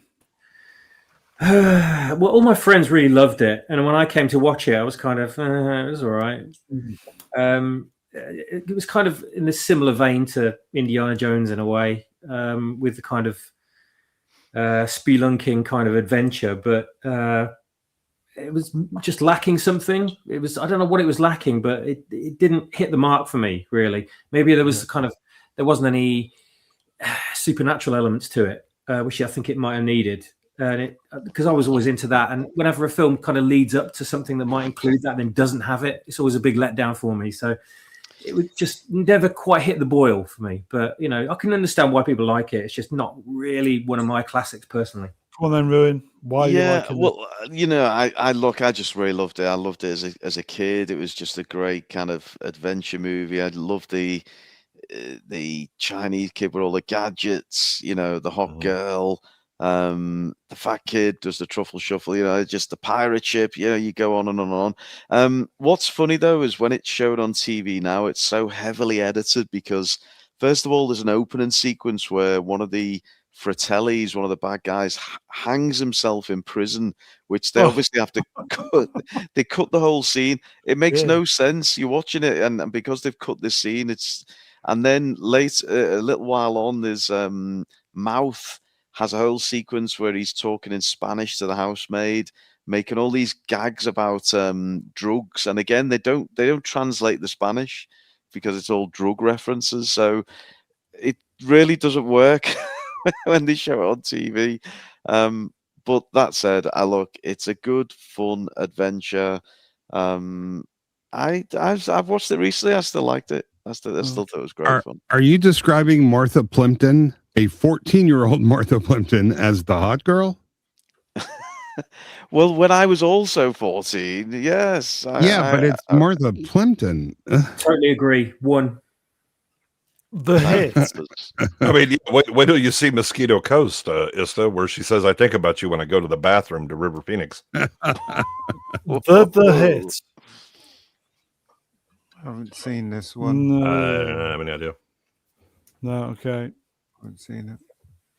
Love this film. The Jewel on the Nile.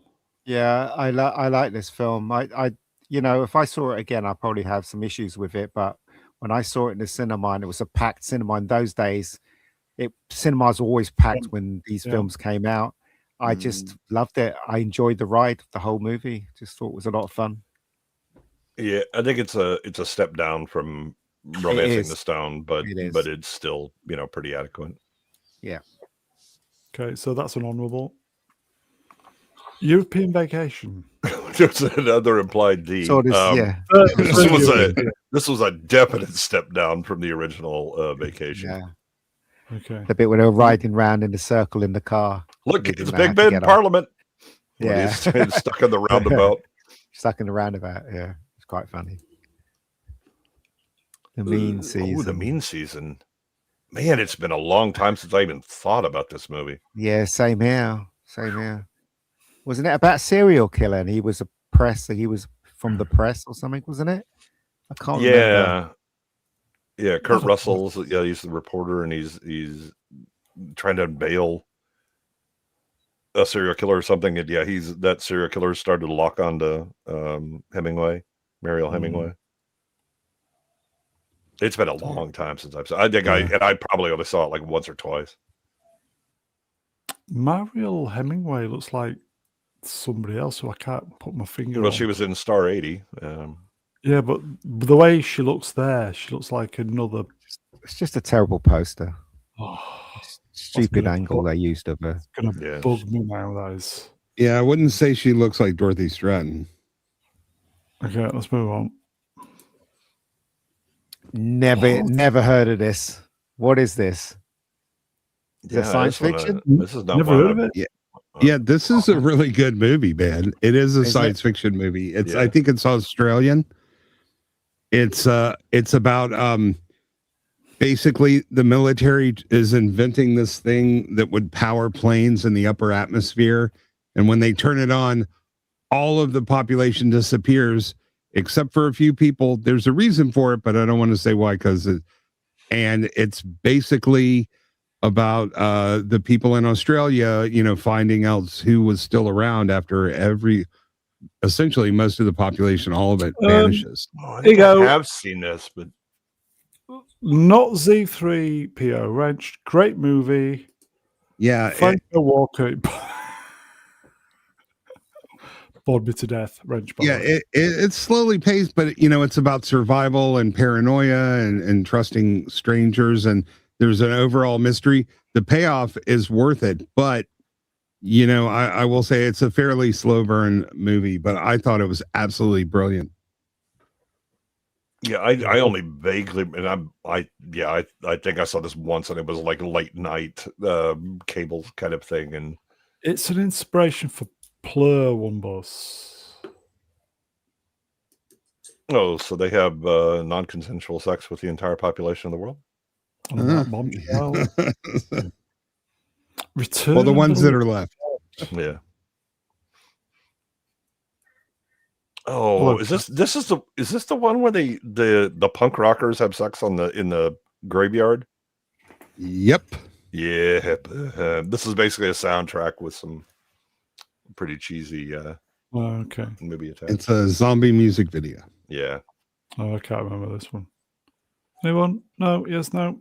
I think I saw it and I was disappointed after watching the Romero movies. Oh, when okay. they're kind of serious and kind of really, really quite scary. This is more comedic than anything. Yeah. What? Indeed, cats. Oh, now this is good. Shut up, cat. The stuff. The cat disagrees. Well, fuck you, cat. The stuff. Or is it Yeah. called The Warning? What? Have you not seen this stuff? No. Nope. Oh, If I this haven't, is I can't remember it. this is a really good movie. So it's somewhat in a similar vein to Halloween 3: Season of the Witch. Okay.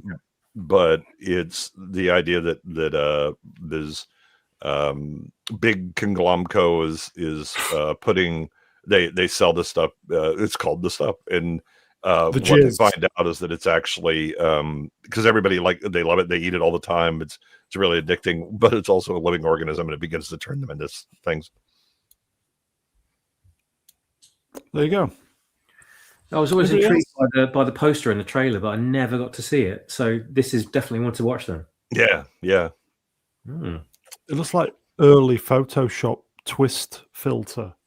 Or the Nope, that would have all been done with airbrushing. Yep. Okay. Let's. I've seen this. The Legend of I saw Billie it on Jean. TV. Yep. Then you missed the best parts. Yeah. I've never seen it. It's got Supergirl in it. Yep. Supergirl's in it. Yeah. She looked It's pretty hot in this film. Is MJ in it? Michael Yeah. Jackass. Actually, Helen Slater mentioned that she has no regrets of taking off her clothes for this movie. She's like, I will never look this good again. And looking back on it, she's like, wow, I did look pretty good. She's I also very had cool. no regrets with her taking off her clothes in this movie. Yeah, Really good. none of this Scarlett Johansson bullshit. Yeah. Really And good. I think this is the first movie with Christian Slater. Also, the hit that we just blew past, that's 1984, not 1985. Well, it depends when it was released in England. She looks amazing here. Oh my god.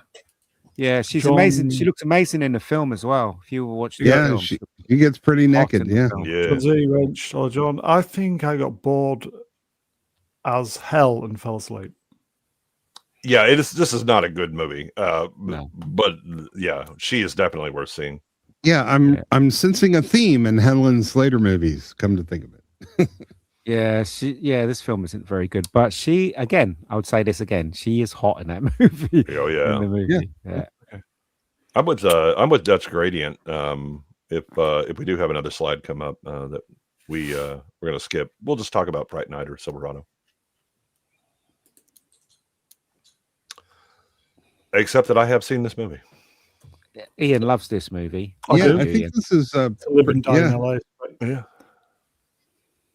It is a very visually stylized movie Fantastic. that with is, lots of violence. Yeah. but Fantastic soundtrack. is pretty thin on the story and character.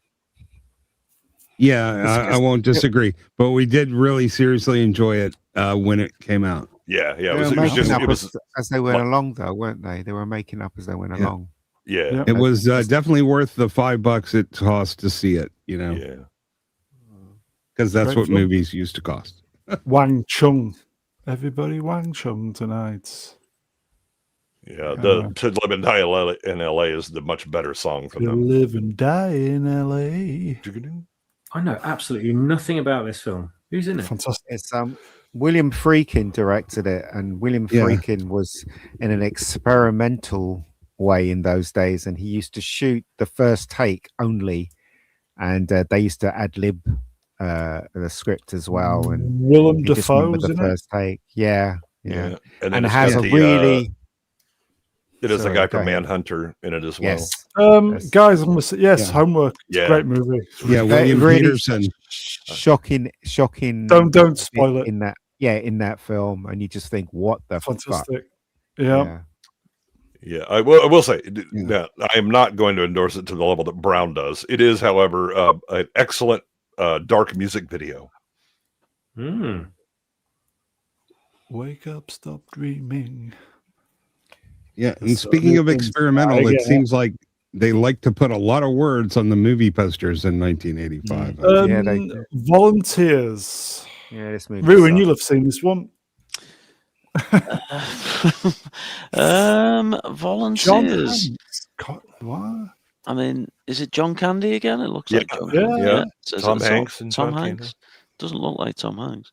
It's not very good. No. It's not a very good film. at Monkeys, all. rainbows. Oh, God knows what's. Yeah, it's basically the Oh, Peace Is this Corps, the but Green Party convention? What am I looking at here? I don't- Peace Corps.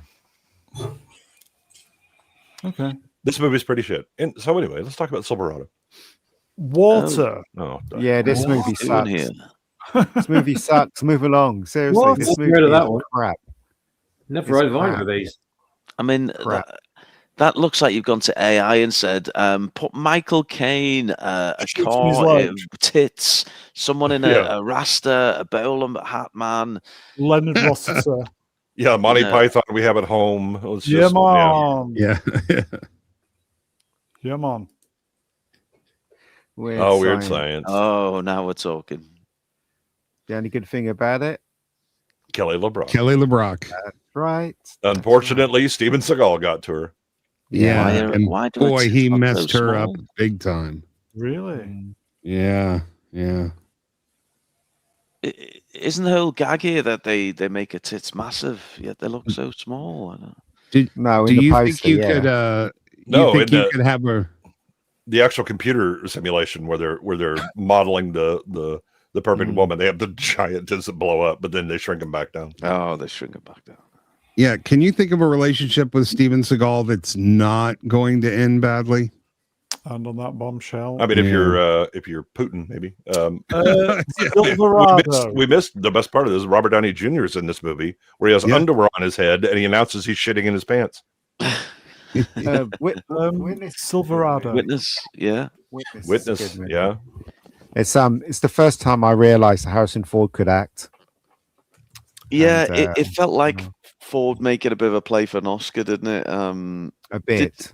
Yeah. I mean, Danny Glover's in this as well. He yeah. plays the Yeah. bad guy. Yeah. I didn't Spoilers. mind it. I didn't mind it.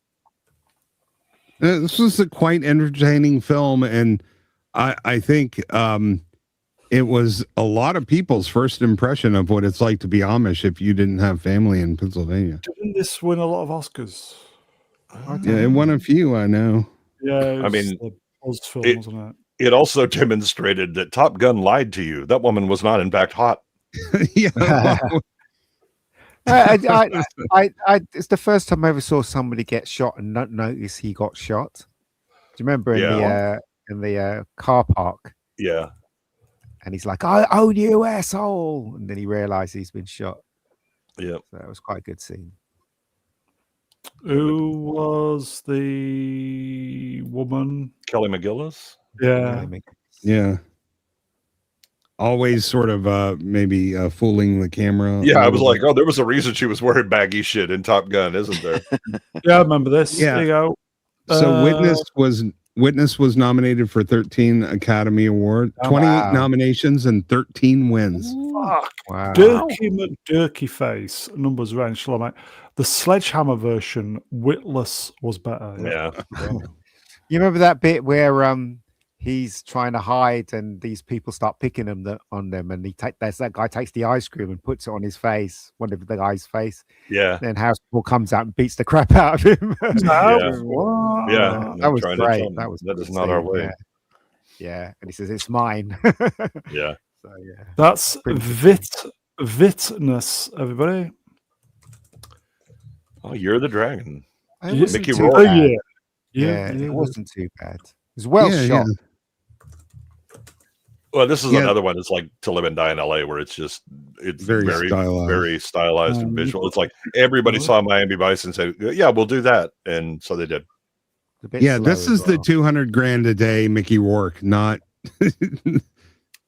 not Yeah. the 78-year-old homeless guy. Well, or yeah, before he decided to start getting really bad plastic surgery. and Michael ruined his Grell. career. Numbers wrenched. Mate. Won a ton of Razzies. Yeah. Yeah, I want to make a correction. The 13 wins and 28 nominations, that's across the board. It got 7 Oscar nominations, and it Wow. won 2 for Best Editing and Best Picture.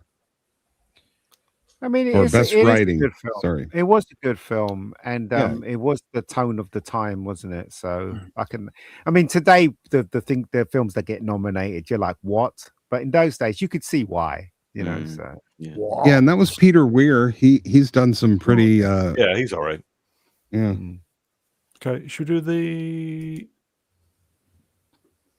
Oh, here we This go. was okay. This was the Young- Spielberg thing. Yeah, it was okay. First time they used CGI as well, apparently. for CG character. 3D. Yeah, that's Character, it. yeah. It was okay. I don't know what. Yeah, you guys it was a neat conceit, but I remember watching it at the time and it was like this isn't all that great. It just doesn't really step up. The only really noticeable thing was the stained glass night. Yeah. I did like the guy playing Sherlock though. I thought he was quite good. No shit. Yeah. Is that it then, Ian? It is. Okay, so Silverado. Yeah, well, I mean, you have House, which absolutely should be on this list. You have House? Silverado. Yeah, House. It's got William Horror Catt film. and George Wendt. And it's a comedy horror. It also has the guy that played Bull from Night Court. It's a really good Yeah, movie. Richard Mole. Yeah, Richard Mole.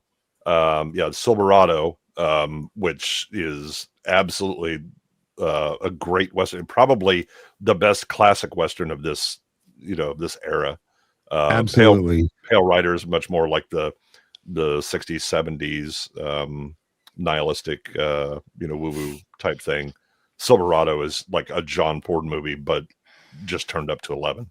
Yeah, and it has so many quotable lines like "I don't want to kill you, and you don't want to be dead." Want to be dead. Yeah, with Danny Glover. Also, didn't it have John Cleese in it as a sheriff? Yes. Yeah, Today, my jurisdiction ends here. Yeah, Jeff Goldblum, Scott Glenn, Kevin Costner. The cast is amazing. Yeah. Yeah, that is a fantastic movie. Yeah, and then Fright Night. Fright Night. Groundbreaking makeup and visual effects. Yeah, Fright Night was amazing. Yeah, truly great. Yeah, Chris Sarandon. Good film. Carry on typing. Carry on. And and Kasdan was Silverado. And that was what I looked at. I was like, wait a minute, was Kasdan actually the talented one, and Lucas was not? Yeah. I showed one of my kids when we were talking about makeup and vampire and effects. I showed him Fright Night. We're watching it together, but I'd left the room. I forgot about a particular part in the movie. The big smile. He comes screaming down the hall going, I saw boobies. I saw boobies. Oh, yeah. I'm like, oh, shit, I forgot about that part. I mean, the most horrifying part of that movie is the destruction of the fastback Mustang. That really broke my heart. Yeah, I didn't even think the sequel was that bad. Fright Night 2, I thought, was well worth watching. Mm-hmm. They remade it, didn't they? With what's his name, Doctor Who, didn't they? Yeah, it was absolutely. It was the desecration. What a disgrace! The remake was awful. That is it then, folks. So, panel, off the top of your head, favorite movie, 85. Back to the Future. Back to the Future. Real genius. Anybody? It's between that and Fletch for me. Oh, Fletch is a good movie. Yeah. Ian? Back to the Future. No question. Swappers? Can't top Back to the Future.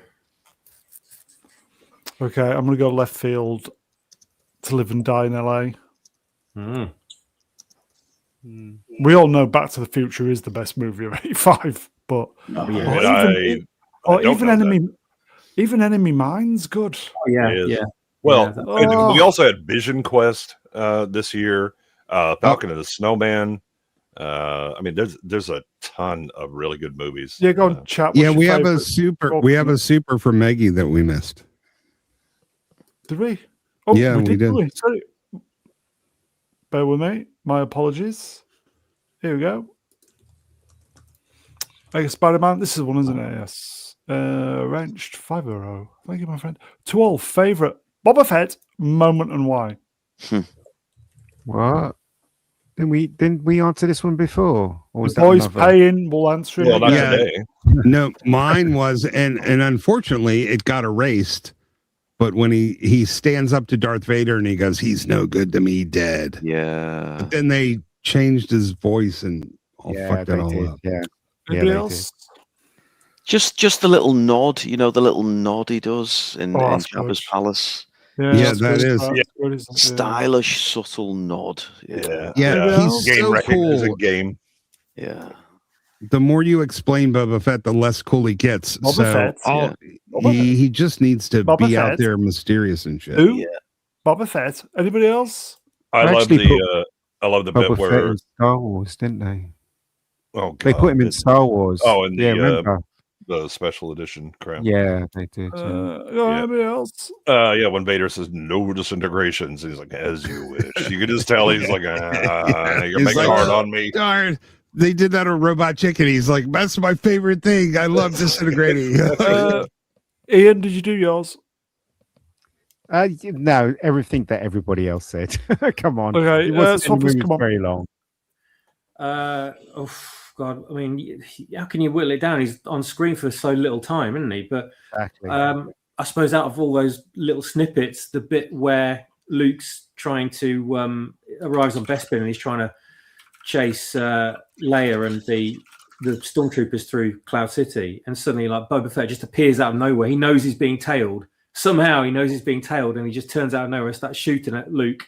Yeah. So kind of get an impression of how much of a badass he is, that he can just know when someone's tailing him, and even Luke trying to be stealthy. Okay. The bit where he's following the Falcon as well, when he just turns up out of the junk when they're Yeah, it's definitely not the part where he dies like a chump inside the Sarlacc pit. That's better than him coming back for the Book of Boba Fett. Oh, cheers. Spoiler. As a fatty. I've got two moments. It's difficult to choose. I like the moment when he came back out of the Sarlacc pit with 5 or 6 stone on him. Yeah, fatty. And the bit where was he riding? Was he on the Bantha? Not the Bantha. Like a bantha. No, it was the motorbike things. He was like, Oh, yeah, he yeah. was trying to tell him it was like riding a bantha. Yeah, that was amazing. Okay, Yeah. what Han Solo? What did Han Solo say to the mathematician? Never tell me the odds. Oh, boom. But Do you think Boba Fett, when he fell into the pit of Sarlacc, he just announced, "I am the Sarlacc now," and then that's how he gained all that weight? He was, he ate all of the other things that were in the yeah. Sarlacc. Anything that fell into the pit of Sarlacc was now his. Well, and then a guy falls down a hole wearing a jetpack, and he doesn't escape. Like, didn't they get the continuity wrong? Did he come out of the Sarlacc pit? Come out what? With all his armor on, and then later on, and then somehow he's naked. Yeah. Somehow we had to go back and get it when he's already got it. Yeah, well, because Dave Filoni is a fucking idiot. That's why. And on that, that's it, folks. That is it. Thank God for that. 3 hours. Yeah. Chat, you are wonderful. Thank you for the interaction, the super chats. Big thank you to the mighty Gavin Blackburn. Well done, Gav. Number one in my book, son. We'll make up for it when we do movies of 2017 and have a 32-minute stream. So it'll all even out in the wash. And that's introductions. Chat, you're wonderful. Thank you for sticking with us this long. 3 hours. It's way past 1 a.m. in the morning in the UK. So, chat, you are wonderful. We'll see you next time. Let me thank the guests. Swapcock. Use the proper names. Thank you. Swapcock.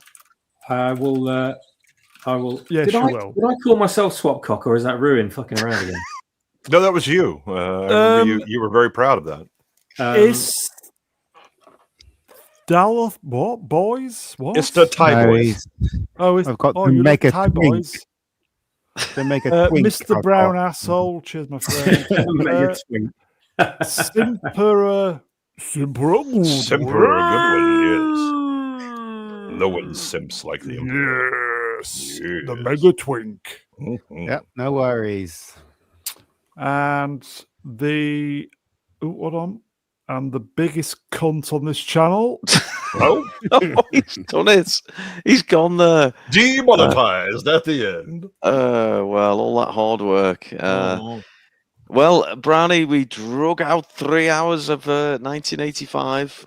Can't wait for 1986. Just gets better, doesn't it? The 80s. Oh, well, I think we have to be more selective with these movies because it's just going to get Yeah. more and more. Jesus. But anyway, okay.